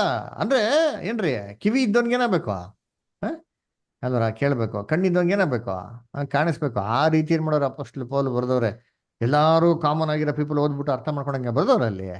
ಅದರ ಸತ್ಯಾರ್ಥಗಳನ್ನ ದೇವ್ರು ಯಾರು ತಿಳಿಸ್ರು ಅವ್ರು ಮಾತ್ರ ಗ್ರಹಿಸ್ಕೊಬೇಕ್ರಿ. ಅದರ ದೇವ್ರ ದೇಶ ಗುಡಾರದ ಎಕ್ಸಾಂಪಲ್ ತೊಗೊಳ್ರಿ. ಅದರ ಒಡಂಬಡಿಕೆಗಳ ಬಗ್ಗೆ ಎಕ್ಸಾಂಪಲ್ಸ್ಗಳು ತೊಗೊಳ್ರಿ. ಅದರ ಮದುವೆ ವಿಚಾರದ ಬಗ್ಗೆ ತೊಗೊಳ್ರಿ ಅಂತೀರಿ. ಯವನಸ್ಥರ ಬಗ್ಗೆ ಎಕ್ಸಾಂಪಲ್ ತೊಗೊಳ್ರಿ ಅಂತೀರಿ. ಅದರ ವಿಧವೆಯರ ಬಗ್ಗೆ ಎಕ್ಸಾಂಪಲ್ಸ್ಗಳು ತೊಗೊಳ್ರಿ. ಅದರ ಸಭೆ ಬಗ್ಗೆ ಎಕ್ಸಾಂಪಲ್ಸ್ ತೊಗೊಳ್ರಿ. ಅದರ ಎಲ್ಲ ವಿಚಾರ ಕಾಣಿಕೆ ಬಗ್ಗೆ ಎಕ್ಸಾಂಪಲ್ಸ್ ತೊಗೊಳ್ಳಿ. ಇವೆಲ್ಲ ಯಾರು ಬರ್ದಿರೋದಿಲ್ಲ? ಎಲ್ಲ ಅಪೋಸ್ಟಲ್ ಪೌಲೇ ಬರ್ದಿರೋದು ಇಲ್ರಿ. ಎಲ್ಲ ಹೊಸ ಒಡಂಬಡಿಕೆಯಲ್ಲಿ ಅದರ ಮೇಜರ್ ಡಾಕ್ಟ್ರಿನ್ಸ್ ಅದರ ಎಲ್ಲ ಪತ್ರಿಕೆಗಳಿಗೆ ಕರೆಕ್ಷನ್ ಮಾಡ್ತಾ ಹೋಗ್ತಾವ್ರು ನೋಡ್ತೀನಿ ಅಪೋಸ್ಟಲ್ ಪೌಲ್ ಅಲ್ದರ. ಅದಕ್ಕೆ ಹೆಂಗ್ ಬರ್ದಾರಂತೆ? ಸುಲಭವಾಗಿ ಬರ್ದಿಲ್ವಂತೆ ಅವರೆಲ್ಲ. Very tough understanding, tough literature. ಆಮೇಲೆ ವಿದ್ಯೆಹೀನರು, ಚಪಲ ಚಿತ್ತರು ಹೇಗೆ ನಮಗಿರುವ ಮಿಕ್ಕಾದ ಗ್ರಂಥಗಳಿಗೆ ತಪ್ಪಾದ ಅರ್ಥ ಮಾಡಿಕೊಂಡಿದ್ದಾರೋ ಹಾಗೆ ಇವುಗಳಿಗೂ ತಪ್ಪಾದ ಅರ್ಥ ಮಾಡಿಕೊಂಡು ತಮಗೆ ನಾಶನವನ್ನು ಉಂಟು ಮಾಡಿಕೊಳ್ಳುತ್ತಾರೆ. ನೋಡ್ರ, ಏನ್ ಹೇಳ್ತಾರೆ ಅಲ್ಲಿ? ಏನ್ರಿ ಅಪೋಸ್ಟಲ್ ಪೌಲ್ ಬರ್ದಂತ ಜ್ಞಾನದಲ್ಲಿ ಹೇಗಪ್ಪ ಬರ್ದವ್ರೆ ಅಂತಂದ್ರೆ ಏನ್ರಿ ಕೆಲವು ವಿಚಾರ ಅರ್ಥ ಮಾಡ್ಕೊಂಡು ಕಷ್ಟವಾಗಿದೆ ಅಲ್ರ. ಅದನ್ನ ಬುದ್ಧಿಹೀನರು, ಜ್ಞಾನಹೀನರು ಅಂತ ಹೇಳ್ತಾರೆ. ಅಪೋಸ್ಟಲ್ ಪೌಲ್ ಯಾಕೆ ಗೊತ್ತಾ ಹಿಂಗೆ ರೈಟಿಂಗ್ಸ್ ಬರ್ತಿರೋದು? ಅಪೋಸ್ಟಲ್ ಪೌಲ್ ಯಾರ ಹತ್ರ ಪಾಠ ಕಲ್ತಿರೋದು? ಯಾರ ಪಾದದ ಹತ್ರ ಅವ್ರ ಪಾಠ ಕಲ್ತಿರೋದು? ಗಮಲಿಯನ ನೋಡ್ರ, ವೆರಿ ಗುಡ್. ಗಮಲಿನ ಪಾದ ಸನ್ನಿಧಾನದಲ್ಲಿ ಅವ್ರು ಏನ್ ಮಾಡೋ ಪಾಠನ ಕಲ್ತಿರೋದು. ಹಂಗಾರೆ ಯಾವ ಲೆವೆಲ್ ಅಲ್ಲಿ ಕಲ್ತಿರ್ಬೇಕು, ಅವ್ರ ಲ್ಯಾಂಗ್ವೇಜ್ ಹೆಂಗಿರ್ಬೇಕು, ಅವ್ರ ಸ್ಟೈಲ್ ಆಫ್ ರೈಟಿಂಗ್ ಹೆಂಗಿರ್ಬೇಕು ಅಲ್ವರ. ಅದರ ಅದಕ್ಕೆ ನೋಡ್ಬೇಕಾದ್ರೆ ಅವ್ರ ಸ್ಟ್ಯಾಂಡರ್ಡೇ ಬೇರೆ. ಇದನ್ನ ಏನ್ರಿ ಆ ರೀತಿ ಓದಿ ಬರಹ ಕಲ್ತಿರೋರು ಅಥವಾ ಅವ್ರ ಪಳಗಿರೋರು ಅದೇ ಆಂಗಲ್ ಅಲ್ಲಿ ಓದಿದ್ರೆ ಏನಾಗೋದು? ಅರ್ಥ ಆಗೋದು. ಇಲ್ಲ ಏನಾಗಲ್ಲ, ಅರ್ಥ ಆಗಲ್ಲ. ಅದಕ್ಕೆ ಈ ಓದ್ಬೇಕಾರೆ ಹೆಂಗಿದೆ? ಯಾರೋ ಜ್ಞಾನಹೀನರು ಇದನ್ನು ಓದಿದ್ರೆ ಏನ್ ಮಾಡ್ತಾರೆ? ವಾಕ್ಯಗಳನ್ನ ತಪ್ಪಾದ ರೀತಿಯಲ್ಲಿ ಅರ್ಥ ಮಾಡ್ಕೊಳಕ್ಕೆ ತುಂಬಾ ಸಾಧ್ಯತೆಗಳಾಗ್ತದೆ ಅಲ್ವರ. ಅದಕ್ಕೆ ಅಪೋಸ್ಟಲ್ ಪೌಲ್ ರೈಟಿಂಗ್ಸ್ ಏನ್ರಿ ತುಂಬಾ ತುಂಬಾ ಇಂಪಾರ್ಟೆಂಟ್ ಮತ್ತೆ ವೆರಿ ಹಾರ್ಡ್ ಟು ಅಂಡರ್ಸ್ಟ್ಯಾಂಡ್. ಅದನ್ನ ಕರೆಕ್ಟಾಗಿ ರೀತಿಯಲ್ಲಿ ಅಪ್ಲೈ ಮಾಡ್ಕೊಂಡು ನಮ್ಗೆ ಏನಾದ್ರು ಅರ್ಥ ಆಗ್ತದೆ. ಎಕ್ಸಾಂಪಲ್ ನೋಡ್ಬೇಕಾದ್ರೆ ಇವಾಗ ಅಪೋಸ್ಟಲ್ ಪೌಲ್ ಏನ್ ಮಾಡವ್ರೆ ಅಲ್ಲಿ ಒಂದ್ ಕಡೆ ಏನ್ ಮಾಡ್ತಾರೆ ಅಲ್ಲಿ ಏನ್ರಿ ಇದ್ರ ಬಗ್ಗೆ ಹೇಳ್ತಾರೆ. ಯಾವ್ದ್ರ ಬಗ್ಗೆ ಹೇಳ್ತಾರೆ ಏನ್ರಿ? ಅಲ್ಲಿ ಸ್ತ್ರೀಗಳ ಬಗ್ಗೆ ಏನ್ ಮಾಡ್ತಾರೆ ಅಲ್ಲಿ ಹೇಳ್ತಾರೆ. ಸ್ತ್ರೀಗಳು ಸಭೆಯಲ್ಲಿ ಮಾತಾಡೋದೇನ್ರಿ? ತಪ್ಪು. ಸ್ತ್ರೀಗಳ ಸಭೆಯಲ್ಲಿ ಏನ್ ಮಾಡಕ್ಬಾರ್ದು? ಉಪದೇಶ ಮಾಡಬಾರ್ದು ಅಂತ ಹೇಳ್ತಾರೆ ಅಲ್ವರ. ಆದ್ರೆ ಇದೇ ಅಪೋಸ್ಟಲ್ ಪೌಲ್ ಇನ್ನೊಂದ್ ಕಡೆ ಏನ್ ಹೇಳ್ತಾರೆ? ಏನ್ ಹೇಳ್ತಾರೆ ಗೊತ್ತಾ? ಸಭೆ ವಿಚಾರದಲ್ಲಿ ಏನ್ರಿ ಗಂಡು ಹೆಣ್ಣು, ಮೇಲು ಕೀಳು, ಒಡೆಯ ಆಳು ಅಂತೇನಿಲ್ಲ, ಯಾರೂ ಇಲ್ಲ ಅಂತ ಏನ್ ಮಾಡ್ತಾರೆ ವಾಕ್ಯ ಹೇಳ್ತಾರೆ. ಓದಿದ್ದೀರಾ? ನೋಡಿ, ಓದನ್ಬೇಕಂದ್ರೆ ಗಲಾತ್ಯರು 3:28 ಓದಿ. ಗಲಾತ್ಯರು 3:28.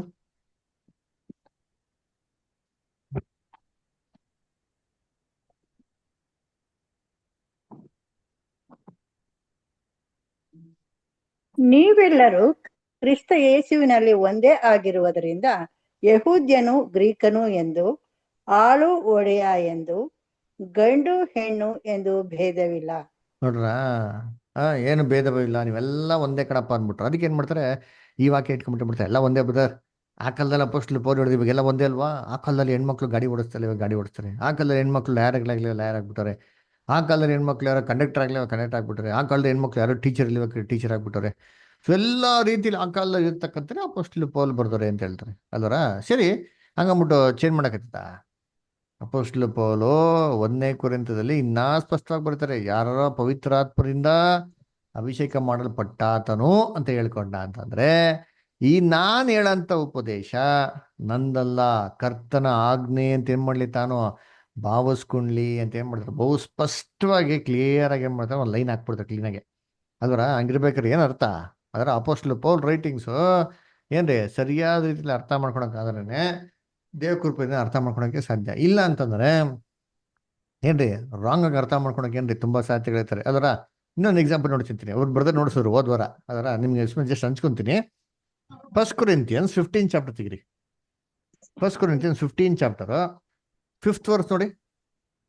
1ನೇ ಕೊರಿಂಥ 15:5 ಯಾರು ಹೋದ್ರಿ?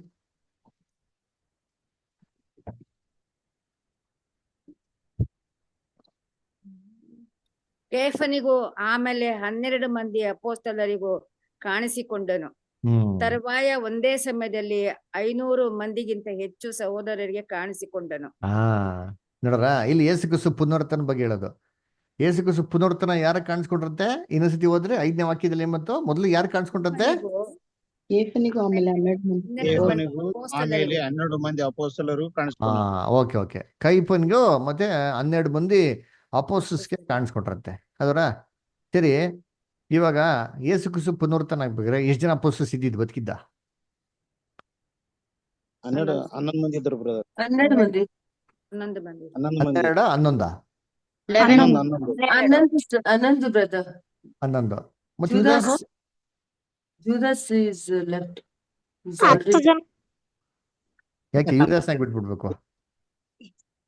ಯೂದಾಸ ಸತ್ಮೇಲೆ ಅಪೊಸ್ತಲ ಪೌಲಗ ಆರಿಸ್ಕೊಂಡ್ರಲ್ಲ. ಆದ್ರೆ ಇಲ್ಲಿ 12 ಅಂತ ಹೇಳ್ತಾರಲ್ಲ, 12 ಜನ ಅಪೋಸ್ಟಲ್ಸ್ ಇದ್ರು ಅಂತ ಹೇಳ್ತಾರಲ್ಲ, including Jesus. Including Jesus apostle ಮಾಡಾಕ್ಬಿಟ್ರ? ಅವ್ರ ಪುನರ್ತನ ಅವರೇ ನೋಡ್ತಾರ.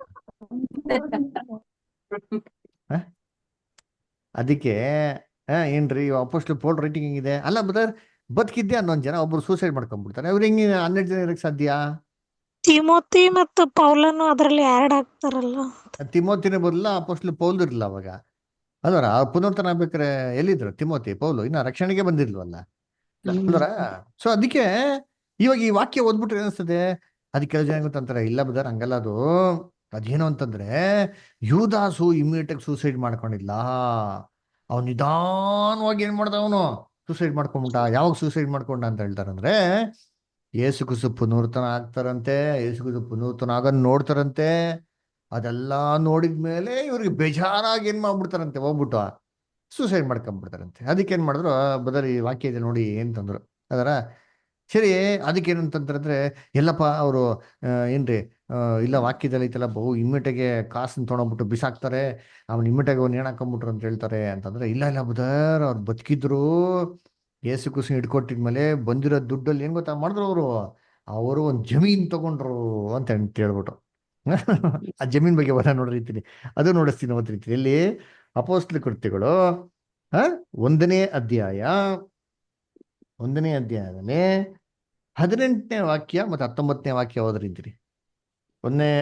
ಅಪೊಸ್ತಲ ಕೃತ್ಯಗಳು 1ನೇ ಅಧ್ಯಾಯ 18 ಮತ್ತೆ 19. ಈ ಮನುಷ್ಯನು ತನ್ನ ದ್ರೋಹದಿಂದ ಸಂಪಾದಿಸಿದ ಹಣಕ್ಕೆ ಒಂದು ಹೊಲವನ್ನು ಕೊಂಡುಕೊಂಡನು ಮತ್ತು ತಲೆ ಕೆಳಗಾಗಿ ಬಿದ್ದು ಅವನು ಹೊಟ್ಟೆ ಒಡೆದು ಕರಡುಗಳೆಲ್ಲ ಹೊರಗೆ ಸುರಿದವು. ಯಾವ ಮನುಷ್ಯನು? ಯೂದನ ಬಗ್ಗೆ. ಈ ಮನುಷ್ಯನು ಏನ್ ಮಾಡದಂತೆ, ಅನ್ಯಾಯದ ದುಡ್ಡಲ್ಲಿ ಅವನು ಒಂದು ಹೊಲಾನೇ ಮಾಡದಂತೆ ತಗೊಂಡಂತೆ. ಇವಾಗ ಯೇಸು ಕ್ರಿಸ್ತನ ಹಿಡ್ಕೊಡ್ಬೇಕಾರೆ ಅವನೇನ್ ಬೆಳಿಗ್ಗೆ ಹೊತ್ತು ಡೀಲಿಂಗ್ ಮಾಡ್ಕೊಂತಾನೆ, ಕಾಸ್ನ ಸಾಯಂಕಾಲ ಪಂಕ್ತಿಯಿಂದ ಹೊರಗಡೆ ಹೋಗ್ಮೇಲೆ ದುಡ್ಡು ತಗೊಂತಾನೆ, ಯೇಸು ಕ್ರಿಸ್ತನ ಹಿಡ್ಕೊಡ್ತಾನೆ ಅದರ. ಆಮೇಲೆ ಸೂಸೈಡ್ ಮಾಡ್ಕೊಂಡ್ಬಿಡ್ತಾನೆ. ಸೆಂಟ್ರಲ್ ಹೋಗಿ ಎಲ್ಲಿ ತಗೊಂಡ ಹೊಲಾನ? ನೈಟೆಲ್ಲ ಡೀಲ್ ಮಾಡ್ಕೊಂಡ್ಬಿಟ್ನಾ? ಒಂದು ಹೊಲ ಬೇರೆ ತಗೊಂಡಂತೆ. ಆಮೇಲೆ ನೆಕ್ಸ್ಟ್ ಮುಂದಕ್ಕೆ ಇನ್ನೊಂದು ಪಾಯಿಂಟ್ ಹೇಳ್ತಾರೆ ನೋಡಿ, ಓದಿಂತೀನಿ. ಇದು ಯೆರೂಸಲೇಮ್ ಪಟ್ಟಣದ ನಿವಾಸಿಗಳೆಲ್ಲ ತಿಳಿದು ಬಂದದರಿಂದ ಓಹೋ, ಆ ಇರಿ ಹೊಲಕ್ಕೆ ಇರಿ ಇರಿ, ಇದು ಎಲ್ಲಾರ್ಗೂ ಗೊತ್ತಿತ್ತಂತಪ್ಪ ಅವ್ನು ಹೊಲ ತಗೊಂಡಿರೋದು. ಏನಪ್ಪ ಹಂಗಾರೆ ಶಿಷ್ಯನಿಗೆಲ್ಲ ಗೊತ್ತಿರ್ಲಿಲ್ವಾ? ಅಪೋಸ್ತಲರಿಗೆ ಯಾರು ಗೊತ್ತಿರ್ಲಿಲ್ವಾ? ಈ ಹೊಲ ತಗೊಂಡಿರೋದು ಎಲ್ಲಾರ್ಗೂ ಗೊತ್ತಿತ್ತಂತೆ. ಆದ್ರೆ ಯಾರು ಗೊತ್ತಿರ್ಲಿಲ್ವಂತೆ? ಅಪೋಸ್ತಲರಿಗೆ ಮಾತ್ರ ಗೊತ್ತಿರ್ಲಿಲ್ವಾ? ಯೇಸು ಕ್ರಿಸ್ತನಿಗೆ ಗೊತ್ತಿರ್ಲಿಲ್ವಾ? ಅದಕ್ಕೆ ಏನಂತಾರೆ ಅಂದ್ರೆ, ಬ್ರದರ್ ಇಲ್ಲ ಬ್ರದರ್, ಇವ್ರು ಇಮ್ಮಿಡಿಯೇಟ್ ಆಗಿ ಸತ್ತೋಗಿಲ್ಲ. ಯೇಸು ಕ್ರಿಸ್ತು ಸತ್ತೋಗಿದ್ಮೇಲೆ ಪುನರುತ್ಥಾನ ಮೇಲೆ ಕೂಡ ಇದ್ದಾರೆ. ಯೇಸು ಕ್ರಿಸ್ತು ಪುನರುತ್ಥಾನ ನೋಡಿದ್ದಾರೆ. ಆ ಟೈಮಲ್ಲಿ ಡೀಲ್ ಗೀಲ್ ಮಾಡಿ ಒಂದು ಜಮೀನ್ ಏನ್ ಮಾಡೋರಂತೆ, ಫೀಲ್ಡ್ನ ಇವರು ತಗೊಂಡವ್ರಂತೆ. ಇದು ಏನಾಗ್ಬಿಡ್ತು, ಎಲ್ಲಾ ಕಡೆ ಪ್ರಸಿದ್ಧಿ ಆಗ್ಬಿಡ್ತು. ಆ ಪ್ರಸಿದ್ಧಿ ಆಗಿರೋದ್ರಿಂದ, ಅನ್ಯಾಯದ ದುಡ್ಡಿಂದ ಅವ್ನು ತಗೊಂಡಿರೋದ್ರಿಂದ ಇವನು ಬೇಜಾರು ಮಾಡ್ಕೊಂಡು ಅವಮಾನದಿಂದ ಸೂಸೈಡ್ ಮಾಡ್ಕೊಂಬಿಟ್ಟ ಅಂತ ಹೇಳ್ಬಿಟ್ರು. ಅದರ ಇವಾಗ ಈ ವಾಕ್ಯ ಓದಿದ್ರೆ ಹೆಂಗೈತೆ, ಅವನು ಅನ್ಯ ದುಡ್ಡಿನ ಏನ್ ಮಾಡ್ದ, ಅವ್ನು ತಗೊಂಡ, ಎಲ್ಲಾ ಜನಗಳಿಗೂ ಗೊತ್ತಿತ್ತು ಅಂತ ಹೇಳ್ತಾರೆ. ಇನ್ನ ಮುಂದಕ್ಕೆ ಹೋದಿ, ಇನ್ನೊಂದು ಪಾಯಿಂಟ್ ಓದೋಣ ನೆಕ್ಸ್ಟ್. ಆ ಹೊಲಕ್ಕೆ ಅವರ ಮಾತಿನಲ್ಲಿ ಅಕ್ಕೇಲ್ ಲದ್ದಿಮ್ಮ ಅಂದರೆ ಜೀವ ಹತ್ಯದ ಹೊಲ ಎಂಬ ಹೆಸರು ಬಂತು. ನೋಡ್ರ, ಜೀವ ಹತ್ತಿದ ಹೊಲ ಅಂತ ಹೆಸರು ಬಂತು. ಅದಕ್ಕೆ ಹೆಸರು ಬಂದ್ಬಿಟ್ಟಿದ್ದು, ಅವಮಾನ ಮಾಡೋ ಅವನು ಆ ಅವಮಾನನ ಫೇಸ್ ಮಾಡೋಕ್ಕಾಗಿಲ್ಲ, ಸೂಸೈಡ್ ಮಾಡ್ಕೊಂಬಿಟ್ಟ ಅಂತ ಹೇಳ್ತಾರಪ್ಪ. ಸರಿ, ಇವಾಗ ಇದು ಹೆಂಗೆ ಅರ್ಥ ಮಾಡ್ಕೊಡೋದು? ಇದು ಅಪೋಸ್ಟಲ್ ಪೌಲ್ ರೈಟಿಂಗ್ಸ್ ಅಲ್ದರ. ಈಗ ಹೇಗೆ ಅರ್ಥ ಮಾಡ್ಕೊಳೋದು? ನಾವು ಇದುವರೆಗೂ ನಾವು ಕಲ್ಸ್ಕೊಟ್ಟಿರೋದು ಹೆಂಗೆ ಕಲ್ಸ್ಕೊಟ್ಟಿರೋದು, ಬೈಬಲ್ ಹೆಂಗೆ ಓದ್ಬೇಕು, ಸುಮ್ಮನೆ ಒಂದೇ ವಾಕ್ಯ ಓದ್ಬಿಟ್ಟು ನಿರ್ಧಾರಕ್ಕೆ ಬರಬಾರ್ದು. ಅದರ ಇಲ್ಲಿ ಸ್ವಲ್ಪ ಏನ್ರಿ, ಅಲ್ಲಿ ಸ್ವಲ್ಪ ಅದರ ಯೌವನ ಶಾಸ್ತ್ರ ಹುಡುಕಿ ಏನ್ ಮಾಡ್ಬೇಕು, ಓದ್ಬೇಕು. ಇವಾಗ ಏನ್ ಕೊಟ್ಟಿದ್ರೆ, ಅಪೋಸ್ಟಲ್ ಪೌಲ್ದು ರೈಟಿಂಗ್ ಸ್ಟೈಲ್ ಹೆಂಗಿದೆ, it is not so easy, it is very tough ಅಲ್ವರ. ಇವಾಗ ಸ್ತ್ರೀಗಳು ಉಪದೇಶ ಮಾಡ್ಬೇಡ ಅಂತ ಹೇಳ್ತಾರೆ, ಅದ್ರ ಇನ್ನು ಕಡೆ ಇಬ್ರು ಎಲ್ಲ ಈಕ್ವಲ್ ಅಂತ ಹೇಳ್ತಾರೆ. ಆಗ ನಾವೇನ್ ಮಾಡ್ಬೇಕು, ಉಪದೇಶ ಮಾಡ್ಬೇಕಾ ಮಾಡಬಾರ್ದಾ? ಮಾಡ್ಬೇಡ ಅಂತ ಹೇಳಿದ್ರೆ ಮಾಡಬಾರ್ದು ಅಂತಾನೆ ಅರ್ಥ. ಆದ್ರೆ ಇನ್ನೊಂದ್ ಕಡೆ ಈಕ್ವಲ್ ಅಂತ ಹೇಳ್ಬೇಕ್ರೆ, ಯಾವ ದೃಷ್ಟಿಯಲ್ಲಿ ಈಕ್ವಲ್ ಅಂತ ಥಿಂಕ್ ಮಾಡ್ಬೇಕ್ರಿ ಅಲ್ವರ. ಪ್ರೀಚಿಂಗ್ ಬಿಟ್ಟಿ, ಸಭೆಯನ್ನು ಅಧಿಕಾರ ನಡೆಸಂತ ಬಿಟ್ಟಿ, ಸಭೆಯನ್ನು ನಡೆಸಂತ ವಿಚಾರ ಬಿಟ್ಟಿ, ಎಲ್ಲ ವಿಚಾರದಲ್ಲೂ ಸ್ತ್ರೀಗಳೇನ್ರಿ ಈಕ್ವಲ್. ಆದ್ರೆ ಸಭೆನ ನಡೆಸೋದಾಗ್ಲಿ, ಸಭೆಯಲ್ಲಿ ಉಪದೇಶ ಮಾಡೋಕ್ಕಾಗ್ಲಿ ಸ್ತ್ರೀಗೆ ಅನುಮತಿ ಕೊಡಲ್ಲ. ಮಿಕ್ಕಿದ್ದೆಲ್ಲದಲ್ಲೂ ಸ್ತ್ರೀಗಳೇನಾಗಿದ್ದಾರೆ, ಈಕ್ವಲ್ ಆಗಿದ್ದಾರೆ. ಅದು ಅರ್ಥ ಮಾಡ್ಕೊಂಡು ವಾಕ್ಯ ಈ ತರ ನಮ್ಗೆ ವಾಕ್ಯ ಅರ್ಥ ಮಾಡ್ಕೊಂಡು. ಸರಿ, ಇವಾಗ ಇನ್ನಂಗೆ ಅರ್ಥ ಮಾಡ್ಕೊಳ್ಳೋಣ. ಇವಾಗ ಏನ್ ಮಾಡ್ಬೇಕು ಅಂತಂದ್ರೆ, ಇಲ್ಲಿ ಏನ್ರಿ ಫಸ್ಟ್ ಇಲ್ಲಿ ಏನ್ ನಡೀತು ಇನ್ಸಿಡೆಂಟ್ ಅಂತ ನಾವೇನ್ ಮಾಡ್ಕೋ ಅರ್ಥ ಮಾಡ್ಕೊಬೇಕು. ಎಲ್ಲಿ ಕೊಟ್ಟವ್ರೆ, ಮ್ಯಾಥ್ಯೂಗೆ ಬನ್ನಿ. ಮ್ಯಾಥ್ಯೂ ಅಲ್ಲಿ ಬಂದ್ರೆ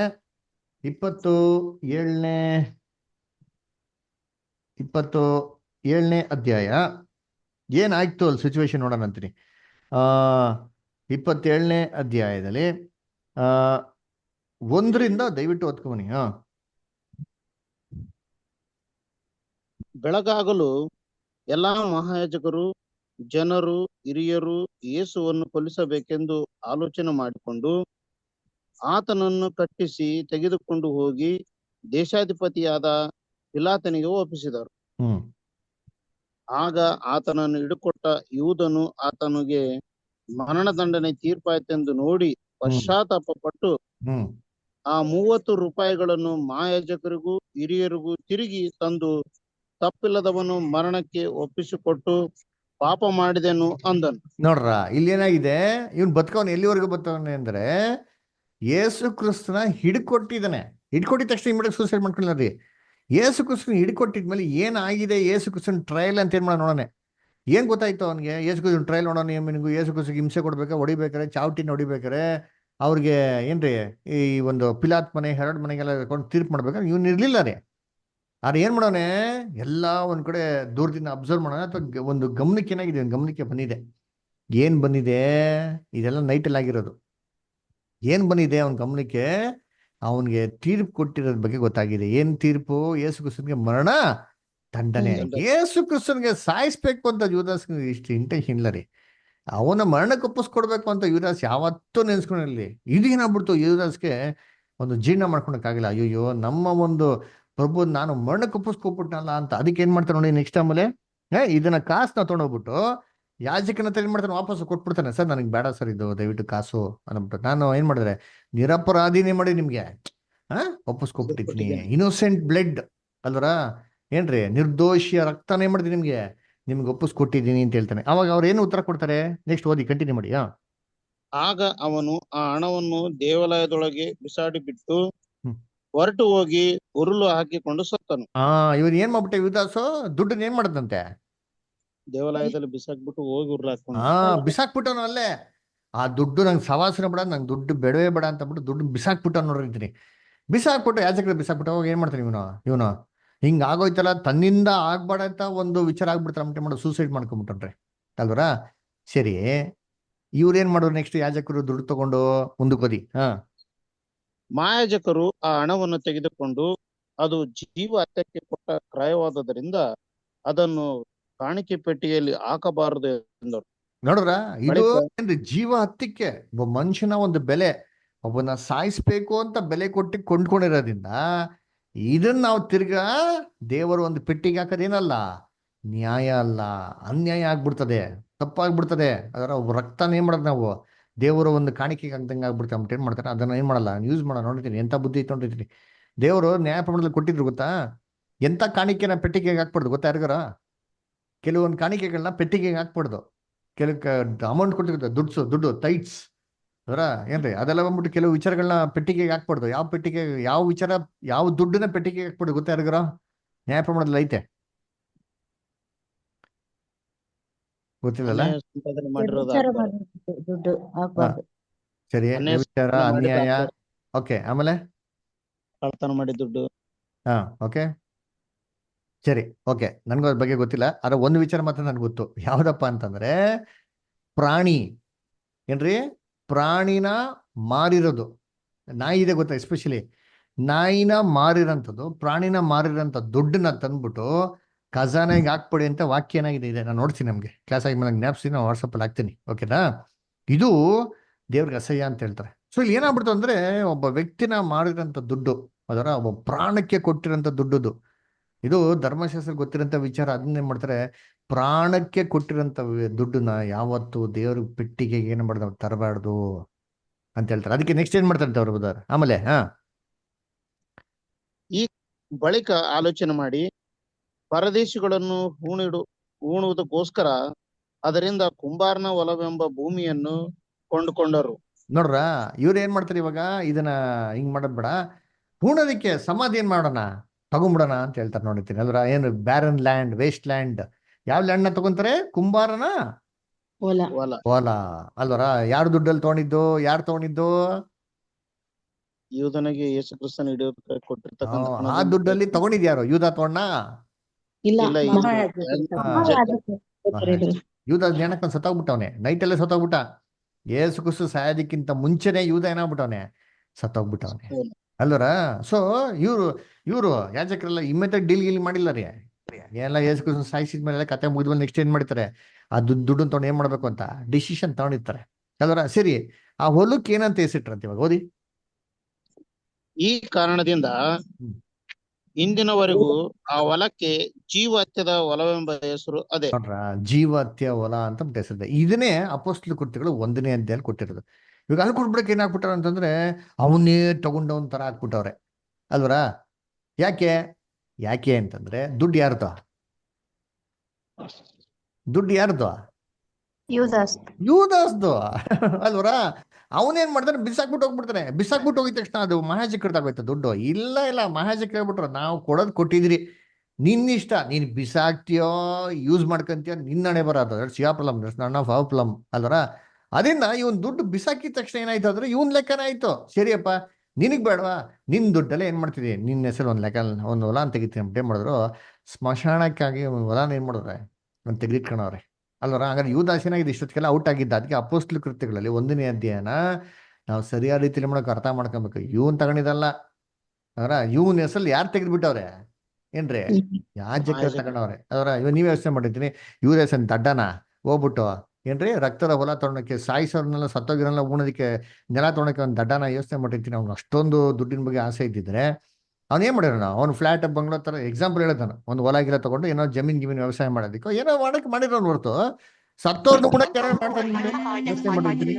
ಇವಾಗ ನೀವು ಕೂಡ ನೋಡ್ಬೇಕಾರೆ ಏನ್ರಿ, ಯಾವ್ದಾರ ಒಂದ್ ಜಾಗ ತಗೊಬೇಕಾರೆ ಸತ್ತೋರ್ಗೆ ಉಣಕ್ ಜಾಗ ತೊಗೊಂತೀರಾ? ಸಮಾಧಿ ಪಕ್ಕದ ಸೈಟ್ಗಳು ತೊಗೊಂತೀರಾ? ಬೇಡಪ್ಪ ದೂರ ಹೋಗೋಣ ಅಲ್ವರ. ಅದಕ್ಕೆ ಇಲ್ಲಿ ಆಗಿರೋ ಸಿಚುವೇಶನ್ ಬೇರೆ. ಸರಿ, ಹಂಗಿರ್ಬೇಕಾದ್ರೆ ಇಲ್ಲಿ ಅಪೊಸ್ತಲ ಯೂದಾಸ್ ಆಡಿ ಒಟ್ಟಾಗ್ಬಿಡಿದ್ದ ಅಂತಂದ್ರೆ, ಈ 1ನೇ ಕೊರಿಂಥ 15ನೇ ಅಧ್ಯಾಯದಲ್ಲಿ ಯಾಕೆ ಹೇಳಿದ್ರು ಪುನರುತ್ಥಾನ ಆಗ್ಬೇಕಾದ್ರೆ 12 ಜನ ಇದ್ರು, 12 ಜನ ನೋಡುದು ಅಂತ ಹೇಳ್ತಲ್ಲ, ಯಾರದು ಅದರ? ಇವಾಗ ಆ ವಾಕ್ಯನ ಓದೋಣ ಇನ್ನೊಂದ್ಸತಿ ಓದಿ. 1ನೇ ಕೊರಿಂಥ 15:5 ಓದಿ. 1 ಕೊರಿಂಥ 15:5 ಓದ್ರಿ ಯಾರಾದ್ರ? ಕೇಫನಿಗೂ ಆಮೇಲೆ 12 ಮಂದಿ ಅಪೊಸ್ತಲರಿಗೂ ಕಾಣಿಸಿಕೊಂಡನು. Okay, good.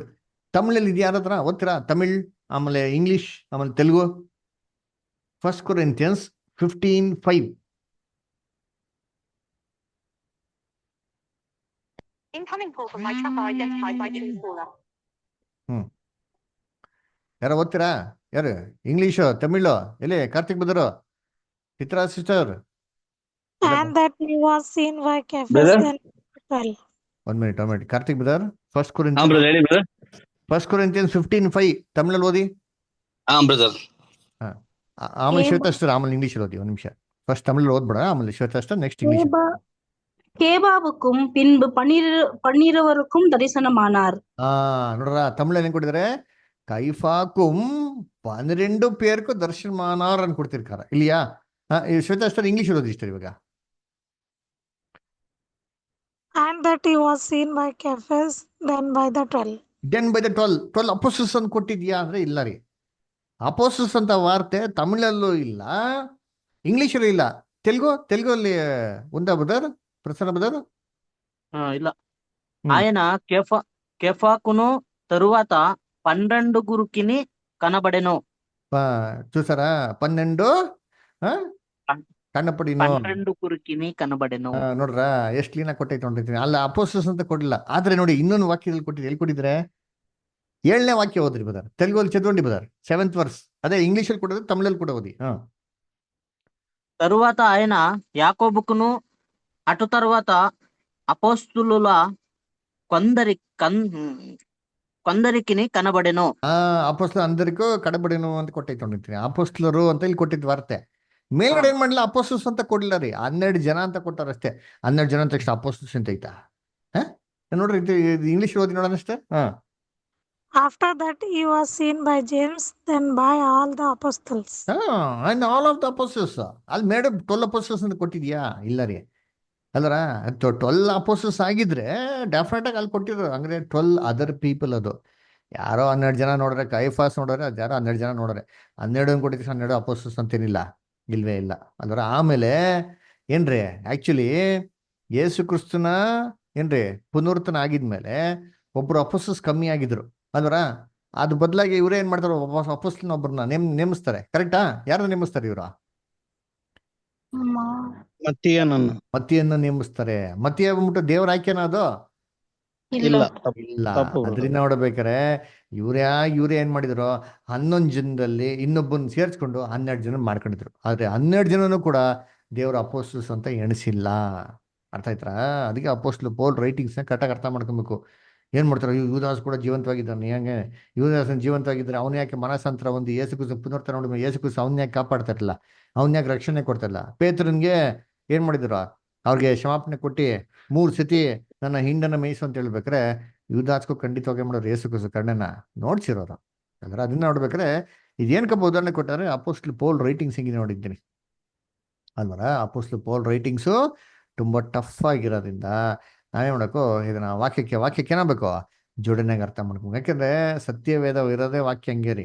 ಅದರ ಯಾರು ಆಸಕ್ತಿಯಿಂದ ಓದ್ತಾರೋ ಅವ್ನಿಗೇನಾಗ್ತಾರೆ, ವಾಕ್ಯನ ಕ್ಲಿಯರ್ ಆಗಿ ಅರ್ಥ ಆಗ್ತದೆ. ಇದ್ದವನ್ಗೇನ್ರಿ ಕೊಡಲ್ಪಡ್ತದೆ, ಇಲ್ಲದವನ ಹತ್ರ ಏನಾಗ್ತದೆ ಕೊಡಂತೆ, ಏನ್ ಇದ್ದವನಿಗೆ ಕೊಡ್ತದೆ. ನಾನು ಪೆಂಟಿಕಾಸ್ಟ್ ಚರ್ಚ್ ಇರ್ಬೇಕಾದ್ರೆ ಬೇಜಾರಾಗ್ಬಿಡೋದು, ಏನಪ್ಪಾ ದೇವ್ರೆ ಇದ್ದವನಿಗೆ ಕೊಡ್ತೀಯಾ, ನನ್ನ ಹತ್ರ ಏನೂ ಇಲ್ಲ, ನನ್ನ ಹತ್ರ ಇರೋದನ್ನ ಕಿತ್ಕೊಂಡ್ಬಿಟ್ರಿ ಹೆಂಗೆ ಅಂತ ಬೇಜಾರಾಗೋದು. ಏನು ದುಡ್ಡು ಅಂತ.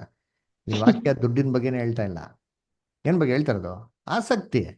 ಆಸಕ್ತಿ ದೇವ್ರ ಮೇಲೆ ಯಾರಿಗಿದೆಯೋ ಹೆಚ್ಚಿನಾಗಿ ದೇವ್ರ ಏನ್ ಮಾಡ್ತಾರೆ, ಜ್ಞಾನ ಬುದ್ಧಿ ತಿಳುವಳಿಕೆ ಎಲ್ಲ ಕೊಡ್ತಾರೆ. ಆದ್ರೆ ಯಾರಿಗೆ ಆಸಕ್ತಿ ಇಲ್ವೋ ಇರೋದ್ನು ಕೂಡ ಏನ್ ಮಾಡ್ತಾರೆ, ಒಂಥರ ಕಿತ್ಕೊಂಡ್ಬಿಡ್ತಾರೆ. ಅದರ ಅದಕ್ಕೆ ವಾಕ್ಯಕ್ಕೆ ಏನ್ರಿ ಅರ್ಥ, ಅದನ್ನ ಕರೆಕ್ಟಾಗಿ ಅರ್ಥ ಮಾಡ್ಕೊಂಡ್ರೆ ನಮ್ಗೆ ಕ್ಲೀನಾಗಿ ಏನಾಗ್ತಾ ಇರ್ತದೆ. ಅದಕ್ಕೆ ಅಪೋಸ್ಟಲ್ ಪೌಲ್ ಹೇಳ್ಬೇಕಾರೆ ಏನ್ರಿ, ಇದನ್ನು ಎಷ್ಟು ಸತಿ ನೀವು ಮಾಡ್ತಿರೋ ಅಷ್ಟು ಸತಿನೂ ಕರ್ತನ ಮಣ್ಣ ನೋಡ್ಸಿ. ಏನಪ್ಪ ಮೀನಿಂಗ್ ಅಂದ್ರೆ, ನೀವು ಇಷ್ಟ ಬಂದಂತ ಮಾಡಿ ಅಂತಲ್ಲ ರೀ. ಇದನ್ನ ಇಷ್ಟ ಬಂದಂತ ಇಲ್ಲಿ ಮಾಡ್ಬೇಡ್ರಿ, ದಯವಿಟ್ಟು ಅರ್ಥ ಮಾಡ್ಕೊಳ್ರಿ. ಇದು ತುಂಬಾ ಶ್ರೇಷ್ಠವಾದಂಥದ್ದು. ನೀವೆಷ್ಟು ಸತಿಗೆಲ್ಲ ಮಾಡ್ತಿರೋ, ಯಾವಾಗೆಲ್ಲ ಮಾಡ್ತಿರೋ ಆತನ ಮರಣವನ್ನು ನೀವೇನ್ ಮಾಡ್ತೀವಿ ಸೂಚಿಸ್ತಾ ಇದ್ದೀರಾ. ಆತನು ಹಿಡಿದು ಕೊಟ್ಟಲ್ಪಟ್ಟಂತ ರಾತ್ರಿಯಲ್ಲಿ ಮಾಡಂತ ವಿಚಾರ ನೀವೇನ್ ಮಾಡ್ತಾ ಇದ್ದೀರಾ ಸೂಚಿಸ್ತಾ ಇರೋದ್ರಿಂದ ನೀವು ಕರೆಕ್ಟಾಗಿ ಏನು ಮಾಡಿದ್ನ ನೀವು ಮಾಡ್ರಿ, ಇಷ್ಟ ಬಂದಂಥ ರೀತಿಲಿ ಮಾಡಕ್ ಹೋಗ್ಬೇಡಿ ಅಂತ ಅಂದ್ಬಿಟ್ಟು ಅರ್ಥ ಬರೋ ಥರ ನಮಗೇನು ಮಾಡ್ತಾರೆ ಅಲ್ಲಿ ಹೇಳ್ತಾರೆ. ಅದಕ್ಕೆ ಕರೆಕ್ಟಾಗಿ ಮಾಡಬೇಕು, ವಾಕ್ಯನ ಅರ್ಥ ಮಾಡ್ಕೋಬೇಕು. ಓಕೆನಾ? ಸೊ ಕರ್ತನಲ್ಲಿ ಪ್ರೀತಿ ಅನ್ಸೋಗಳೇ, ನಾವೇನು ಮಾಡೋಣ ಇವತ್ತು ಇಲ್ಲಿ ನಿಲ್ಸ್ಬಿಡೋಣ. ನೆಕ್ಸ್ಟ್ ವೀಕ್ ಏನು ಮಾಡೋಣ ನಾವು ಅದನ್ನೇ ಏನ್ರಿ ವಾಕ್ಯನ ಕಂಟಿನ್ಯೂ ಮಾಡೋಣ. ಓಕೆನಾ? ಸೊ ದೇವ್ರು ಈ ವಾಕ್ಯಗಳನ್ನ ಆಶೀರ್ವದಿಸ್ಲಿ. ಆಮೇಲೆ ಕೊನೆಯದಾಗಿ ನಿಮಗೆಲ್ಲ ಇನ್ನೊಂದು ಮುಖ್ಯವಾಗಿರೋಂಥ ಅನೌನ್ಸ್ಮೆಂಟು, ನಮ್ಮ ಸೋದರಿ ಅಂತ ರೇಷ್ಮಾ ಅವರು ಅಸ್ವಸ್ಥವಾಗಿ ಹಾಸ್ಪಿಟಲ್ ಅಡ್ಮಿಟ್ ಆಗಿದ್ದಾರೆ. ಸೊ ದಯವಿಟ್ಟು ನೀವೆಲ್ಲರೂ ಸಿಸ್ಟರ್ ಒಂದು ಒಳ್ಳೆ ಆರೋಗ್ಯಕ್ಕಾಗಿ, ಮುಖ್ಯವಾಗಿ ದೇವರವ್ರಿಗೆ ಒಳ್ಳೆ ಬಲ ಕೊಟ್ಟು ನಡೆಸ್ಕೊಡ್ಲಿ, ಶಕ್ತಿ ಕೊಡಲಿ, ಅವ್ರಿಗಿರೋಂಥ ಒಂದು ನೋವುಗಳನ್ನ ಸಹಿಸ್ಕೊಳಕ್ಕೆ ದೇವ್ರ ಕೃಪೆ ಕೊಡಲಿ ಅಂತ ತಮ್ಮ ಪ್ರಾರ್ಥನೆಗಳನ್ನ ನೆನೆಸ್ಕೊಳ್ಳಿ. ಯಾರು ಫೋನ್ ಮಾಡೋಕ್ಕೆ ಹೋಗ್ಬೇಡಿ, ಯಾಕಂದರೆ ಅವರು ಸ್ವಲ್ಪ ಹಾಸ್ಪಿಟ್ಲ್ ಇರೋದ್ರಿಂದ ಎಲ್ಲರೂ ಫೋನ್ ಮಾಡಿದ್ರೆ ಅವ್ರು ಸ್ವಲ್ಪ ಡಿಸ್ಟರ್ಬ್ ಆಗ್ತಾರೆ ಅಂತ ಒಂದು ವಿಚಾರದಲ್ಲಿ ಅವರು ಫೋನ್ ಮಾಡ್ಬಿಡಿ ಅಂತ ಹೇಳಿದ್ದಾರೆ. ಅದು ಕೂಡ ಕೆಲವು ಸೋದರಗಳ ಹತ್ರ ಕೆಲವು ವಿಚಾರಗಳನ್ನ ಹಂಚ್ಕೊಂಡಿದ್ದಾರೆ. ಅದು ಮುಖ್ಯವಾಗಿ ನಮ್ಮ ಮಧ್ಯದಲ್ಲಿ ಯಲ್ಲಪ್ಪ ಬ್ರದರ್ ಏನು ಸಿಚುವೇಶನ್ ಆಯ್ತು ಅಂತ ಹೇಳ್ತೀರಾ ಸ್ವಲ್ಪ ದಯವಿಟ್ಟು, if you don't mind? Brother ಅವ್ರು ಸ್ವಲ್ಪ ರಕ್ತ ಕಡಿಮೆ ಆಗಿದೆ ಅಂತ ಹೇಳಿ ಡಾಕ್ಟರ್ ಹೇಳಿದಾರಂತ್ರಿ. ಆಮೇಲೆ ಸಲಾನದು ಹಚ್ಚಾರ ಅಂತಾರೆ, ಅವ್ರ ಬ್ರದರ್ ಅವರ ತಾಯಿ ತರಕ್ ಹೋಗಿದ ರಕ್ತ ಅಂತ ಹೇಳಿದಾರೆ. ಸ್ವಲ್ಪ ತುಂಬಾ ತ್ರಾಸ ಇದೆ, ತುಂಬಾ ನೋವು ಇದೆ, ಒಂಥರ ನರಕ ಅನುಭವಿಸ್ದಂಗ ಆ ಟೈಪ್ ಆಗಿದೆಯಾ ಅಂತ ಅನ್ಸುತ್ತೆ. ತುಂಬಾ ಪೇನ್ ಆಗ್ತಾ ಇದೆ. ಓಕೆ ಬ್ರದರ್, ಇವಾಗ ಇನ್ನ ಹಾಸ್ಪಿಟಲ್ ಇದಾರಲ್ಲ, ಅಡ್ಮಿಟ್ ಆಗಿದ್ದಾರೆ? ಹೌದು ಹಾಸ್ಪಿಟಲ್ ಇದಾರೆ ಅಂದ್ರೆ ನನಗೂ ಗೊತ್ತಿಲ್ಲ, ನೀವು ಹೇಳಿಂದ ನಾನು ಫೋನ್ ಮಾಡಿದೆ ಅವ್ರಿಗೆ. ಸರಿ. ಓಕೆ. ಇದು ನಿಮ್ಮೆಲ್ಲರಿಗೂ ಇರೋಂಥ ಮಾಹಿತಿ. ಸೊ ನಾನು ಕೂಡ ಫೋನ್ ಮಾಡಿದೆ, ಅವ್ರ ತಾಯಿ ಮಾಡ್ತೀನಿ ಅಂತಂದ್ರು. ಸೊ ಇದನ್ನ ನೋಡ್ಬೇಕಾದ್ರೆ ಸಿಸ್ಟರ್ಗೆ ರಕ್ತದಲ್ಲಿ ಡಿಫಿಷಿಯನ್ಸಿ ಆಗಿರೋದ್ರಿಂದ ಈ ಥರ ಒಂದು ನೋವಿದೆ.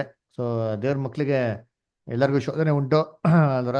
ಸೊ ಅವ್ರಿಗೂ ಆಕೆಗೂ ಕೂಡ ಆಕೆಗೆ ಇರೋಂಥ ದೇಹದಲ್ಲಿ ಒಂದು ದೇವರು ಒಂದು ಶೋಧನೆ ಕೊಟ್ಟಿದ್ದಾರೆ. ಖಂಡಿತವಾಗೂ ಆತನ ಕೊಟ್ಟಂಥ ಬಲಹೀನತೆಯಲ್ಲಿ ಆತನ ಬಲವು ಏನಾಗಿರ್ತಾರೆ, ಸಂಪೂರ್ಣವಾಗಿರ್ತಾರೆ, ಪೂರ್ಣ ಬಲಶಾಲಿಯಾಗಿ ದೇವರು ಇರ್ತಾರೆ.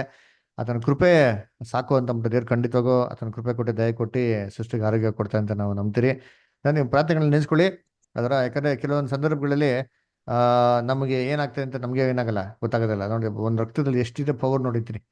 ರಕ್ತದಲ್ಲೇ ಕೆಲವೊಂದು ಬದಲಾವಣೆಗಳಾದಾಗ ನಮ್ಮಲ್ಲಿ ಎಷ್ಟು ದೇಹಗಳು ಚೇಂಜ್ ಆಗ್ತಾರಲ್ವರ. ಸೊ ಅದರಿಂದ ಒಂದು ಪ್ರೇಯರ್ ಮಾಡ್ರಿ, ದೇವರಿಗೆ ಬೇಕಾದಂಥ ಒಂದು ಬಲ ಕೊಡಲಿ, ಕೃಪೆ ಕೊಟ್ಟು ದಯ ಕೊಟ್ಟು ನಡೆಸಲಿ. ಯಾಕಂದರೆ ಬರುವಂಥ ಪ್ರಭು ರಾತ್ರಿ ಪೂಜೆ ಕೂಡ ಅವರು ನಮ್ಮ ನಡುವೆ ಇದ್ದು ಏನು ಮಾಡಲಿ, ಆರೋಗ್ಯವಂತರಾಗಿ ಎಲ್ಲ ಥರ ನೇಮ ಕೂಡ ಅವರು ಕೂಡ ಪಾಲ್ಗೊಳ್ಳಿ ಅಂತ ಏನು ಮಾಡ್ತೀವಿ ನಾವು ಪ್ರಾರ್ಥನೆ ನೆನೆಸ್ಕೊಡೋಣ ಅದರ. ಸೊ ಈ ಒಂದು ಸಂದರ್ಭಗಳಲ್ಲಿ ಸೇತಾನ್ ಎಲ್ಲರ ಮೈಂಡ್ ಡಿಸ್ಟರ್ಬ್ ಮಾಡೋಕೆ ಏನು ಮಾಡ್ತಾನೆ, ಇವೆಲ್ಲ ಒಂದು ಕಾರ್ಯಕ್ರಮಗಳನ್ನ ಮಾಡ್ತಾನೆ ಅದರ. ಸಂದ ಎಲ್ಲ ಸೋದರಗಳು ಧೈರ್ಯವಾಗಿರ್ಬೇಕಾಗಿ ನಾನು ಕೇಳ್ಕೊತೀನಿ. ಓಕೆನಾ? ಸರಿ, ಯಾರು ಏನು ಹೇಳ್ಬೇಕು ಅಂತಿದ್ಯಾ, ಇಲ್ಲ ಪ್ರಶ್ನೆಗಳಿದೆಯಾ, ಏನೋ ಡೌಟ್ಸ್ಗಳಿದೆಯಾ, ಇಲ್ಲ ಪ್ರೇಯರ್ ಮಾಡಿ ಕ್ಲೋಸ್ ಮಾಡೋಣ? ಈಗ ಯೌವನ ಹಸ್ತವು ಮೋಟುಗೈ ಅಂತ ಐತೆ ಅಲ್ರಿ ವಾಕ್ಯ, ಅದು ಏನು ಅದು ಅರ್ಥ? ಓಕೆ, ಅದು ವಿಮೋಚನಾ ಕಾಂಡದಲ್ಲಿ ಬರ್ತಾರೆ. ಇಸ್ರೇಲ್ ಜನಗಳು ಆಹಾರ ಇಲ್ಲಬೇಕಾರೆ, ನಮ್ಗೆ ತಿನ್ನಕ್ಕೆ ಬರೀ ರೊಟ್ಟಿ ಇದೆ, ನಮ್ಗೆ ಮಾಂಸ ಇಲ್ಲ ಅಂತ ಹೇಳ್ಬೇಕಾರೆ ಇಸ್ರೇಲ್ ಜನಗಳು ಗೊಂಡ್ಗುಟ್ಟಕ್ಕೆ ಶುರು ಮಾಡ್ತಾರೆ. ಅವಾಗ ಮೋಸೆ ದೇವತೆ ಪ್ರೇಯರ್ ಮಾಡಿದವಾಗ ಅವಾಗ ದೇವ್ರು ಹೇಳ್ತಾರೆ, ನಾವು ರೊಟ್ಟಿ ಕೊಡ್ತೀವಿ ಅಂತ ಹೇಳು ಅಂತ ಹೇಳ್ತಾರೆ. ಇವು ಮೋಸ ಏನಾಗ್ಬಿಟ್ಟು ಟೆನ್ಷನ್ ಆಗ್ಬಿಡ್ತಾರೆ. ಅಲ್ಲ ದೇವ್ರೆ, ನೀನು ರೊಟ್ಟಿ ಕೊಡ್ತೀನಿ ನೀನು ಹೇಳ್ತಾ ಇದೀಯಾ, ನಾನು ಹೋಗಿ ಹೇಳ್ಬಿಟ್ಟಂದ್ರೆ ನೀನು ಹೇಳ್ತೈತಿ ರೊಟ್ಟಿ, ನೀನು ಹೇಳ್ತಾ ಇದೆಯಾ ದೇವ್ರೆ ಮಾಂಸ ಕೊಡ್ತೀನಿ ಅಂತ. ನಾನು ಹೋಗಿ ಇದನ್ನೇ ಇಸ್ರೇಲ್ ಜನಗಳಿಗೆ ಹೇಳಿದ್ರೆ ಇಸ್ರೇಲ್ ಜನಗಳು ನಮ್ಮ ಥರ ಇದನ್ನ ಏನು ತಮಾಷೆ ಮಾಡ್ತಾ ಇದ್ದೀರಾ ದೇವ್ರೆ, ನೀವು ಈ ಬರಡು ಭೂಮಿಯಲ್ಲಿ ಎಲ್ಲರಿಗೂ ಹೆಂಗೆ ಸಾಕಷ್ಟು ಮಾಂಸ ಕೊಡೋಕ್ಕೆ ಸಾಧ್ಯ? ಇಡೀ ಸಮುದ್ರದಿಂದ ಮೀನುಗಳೆಲ್ಲ ಕಡ್ದ್ರು ಇವರು ಹೊಟ್ಟೆ ತುಂಬಲ್ಲ, ಅಷ್ಟೊಂದು ಹಾಸ್ಕೊಂಡವ್ರು ಇವರು ಮಾಂಸ ಕೊಡೋಕ್ಕಲ್ಲ. ಅವಾಗ ದೇವ್ರು ಹೇಳ್ತಾರೆ, ಯೆಹೋವನ ಕೈ ಮೋಟುಗೈಯ ಅಂದ್ರೆ ಏನಂತಂದ್ರೆ, ಕೆಲವು ಜನಕ್ಕೆ ಕೈ ನನ್ನ ಕೈ ಹಿಂಗೆ ನೆಟ್ಟಿಗಿದೆ, ಕೆಲವು ಜನಕ್ಕೆ ಕೈ ಚಿಕ್ಕದಾಗಿರ್ತಾರೆ. ನೋಡಿದ್ರೆ ಇಟ್ಟಿರ್ತಾರೆ, ಇಲ್ಲಿಗೆ ಇರ್ತಾರೆ ನೋಡಿ, ಮೋಟುಗೈ ಥರ ನೋಡಿದ್ರಾ? ಅರ್ಧ ಇರ್ತಾರೆ ಕೈ, ಇಲ್ಲಿ ಅರ್ಧಕ್ಕೇನೆ ಬೆಳ್ಳಿರ್ತಾರೆ, ನೋಡಿದಿರಾ? ನೋಡಿದಿರಲ್ವಾ? ಅಂದ್ರೆ ಕೈ ಪೂರ್ತಿ ಇರಲ್ಲ, ಕೈ ಒಂದ್ ಚಿಕ್ಕದಾಗಿರ್ತದೆ ಅಲ್ವರ. ಆದ್ರೆ ಇಲ್ಲಿ ನೋಡಿ, ಇಲ್ಲಿ ಎಂಡಾಗಿರ್ತಾರೆ, ಇಲ್ಲೇ ಬೆಳ್ಳಿಗಳೆಲ್ಲ ಇಲ್ಲೇ ಇರ್ತದೆ. ಚಿಕ್ಕ ಕೈ, ಒಂದು ಕೈ ಉದ್ದ ಇರ್ತದೆ, ಇನ್ನೊಂದು ಕೈ ಏನಾಗಿರ್ತದೆ, ಚಿಕ್ಕದಾಗಿರ್ತದೆ. ನೋಡಿದಿರಾ? ಅದಕ್ಕೆ ಮೋಟುಗೈ ಅಂತ ಹೇಳೋದು. ಅದಕ್ಕೆ ಹೇಳೋದು ಯೆಹೋವನ ಕೈಯನ್ ಮೋಟುಗೈಯ, ದೇವ್ರ ಕೈ ಕೊಡಕ್ಕಾಗಲ್ವಾ? ದೇವರು ಕೊಟ್ಟೆ ಕೊಡ್ತಾರೆ ಅಂತ ಅದ ಅರ್ಥ. ಅಂದ್ರೆ ದೇವರು ಕೈಲಿ ಆಗದಿರಂತ ವಿಚಾರ ಇಲ್ಲ. ಆತನ ಕೊಡ್ಬೇಕು ಅಂತ ಮನ್ಸಿದ್ರೆ ಖಂಡಿತವಾಗ ದೇವ್ರೇನ್ ಮಾಡ್ತಾರೆ, ಅವನ ಹಸ್ತನ ಚಾಚಿ ದೇವರು ಕೊಟ್ಟೆ ಕೊಡ್ತಾರೆ. ದೇವರು ಜಿಪ್ಣ ಅಲ್ಲ, ದೇವ್ರ ಕಂಜೂಸ್ತನ ಮಾಡಲ್ಲ, ದೇವರು ಚೌಕಾಸಿ ಮಾಡಲ್ಲ ಅಂತ ಅದರ್ಥ. ಅಸಾಧ್ಯವಿಲ್ಲ ಅಂತ ಮತ್ತೇನ್ರಿ ಅದರ್ಥ. ಓಕೆನಾ? ಅರ್ಥ ಆಯ್ತಾ? ಬೇರೆ ಏನೋ ಡೌಟ್ಸ್, ಏನೋ ಕ್ವಶನ್ಸ್? ಏನಿಲ್ಲ ಬ್ರದರ್. ಸರಿ, ನೀವೆಲ್ಲ ಸಾಧ್ಯವಾದರೆ ಅಷ್ಟೇ ಒಂದು ಆಡಿಯೋ ಮೆಸೇಜ್ಗಳು ಕಳಿಸಿ. ಅದರ ವರಿ ಮಾಡ್ಬಿಡಿ, ಪ್ರೇಯರ್ ಮಾಡ್ಕೊಂಡ್ರೆ ಬಲವಾಗಿರೋಂಥ ಒಂದೊಳ್ಳೆ ಆದರಣೆ ಮಾತುಗಳು, ಒಳ್ಳೆ ಒಂದು ಉತ್ಕೃಷ್ಟ ವಾಗ್ದಾನಗಳನ್ನ ಅವ್ರಿಗೆ ಏನು ಮಾಡಿ ನೀವು ಆಡಿಯೋ ಮೆಸೇಜ್ ಕಳಿಸಿ, ಅವ್ರು ಕೇಳ್ಕೊಂತಾರೆ. ಓಕೆನಾ? ಅದು ಯಾರು ಫೋನ್ ಮಾಡೋಕ್ಕೆ ಹೋಗ್ಬಿಡಿ. ಸದ್ಯಕ್ಕೆ ಸ್ವಲ್ಪ ದಿನ ನೋಡೋಣ, ಒಂದು 2 ಡೇಸಲ್ಲಿ ಡೆಫಿನೆಟಾಗಿ ದೇವ್ರು ಏನು ಮಾಡ್ತಾರೆ, ನಾಳೆಗೆಲ್ಲ ಮೋಸ್ಟ್ಲಿ ಅವರು ಚೇತರಿಸ್ಕೊಂತಾರೆ ನಂಬಿಕೆ ಇದೆ. ಓಕೆನಾ? ಓಕೆ ದೆನ್ ಕೊನೆಯದಾಗಿ ಒಂದು ಪ್ರಾರ್ಥನೆ ಮಾಡೋಣ.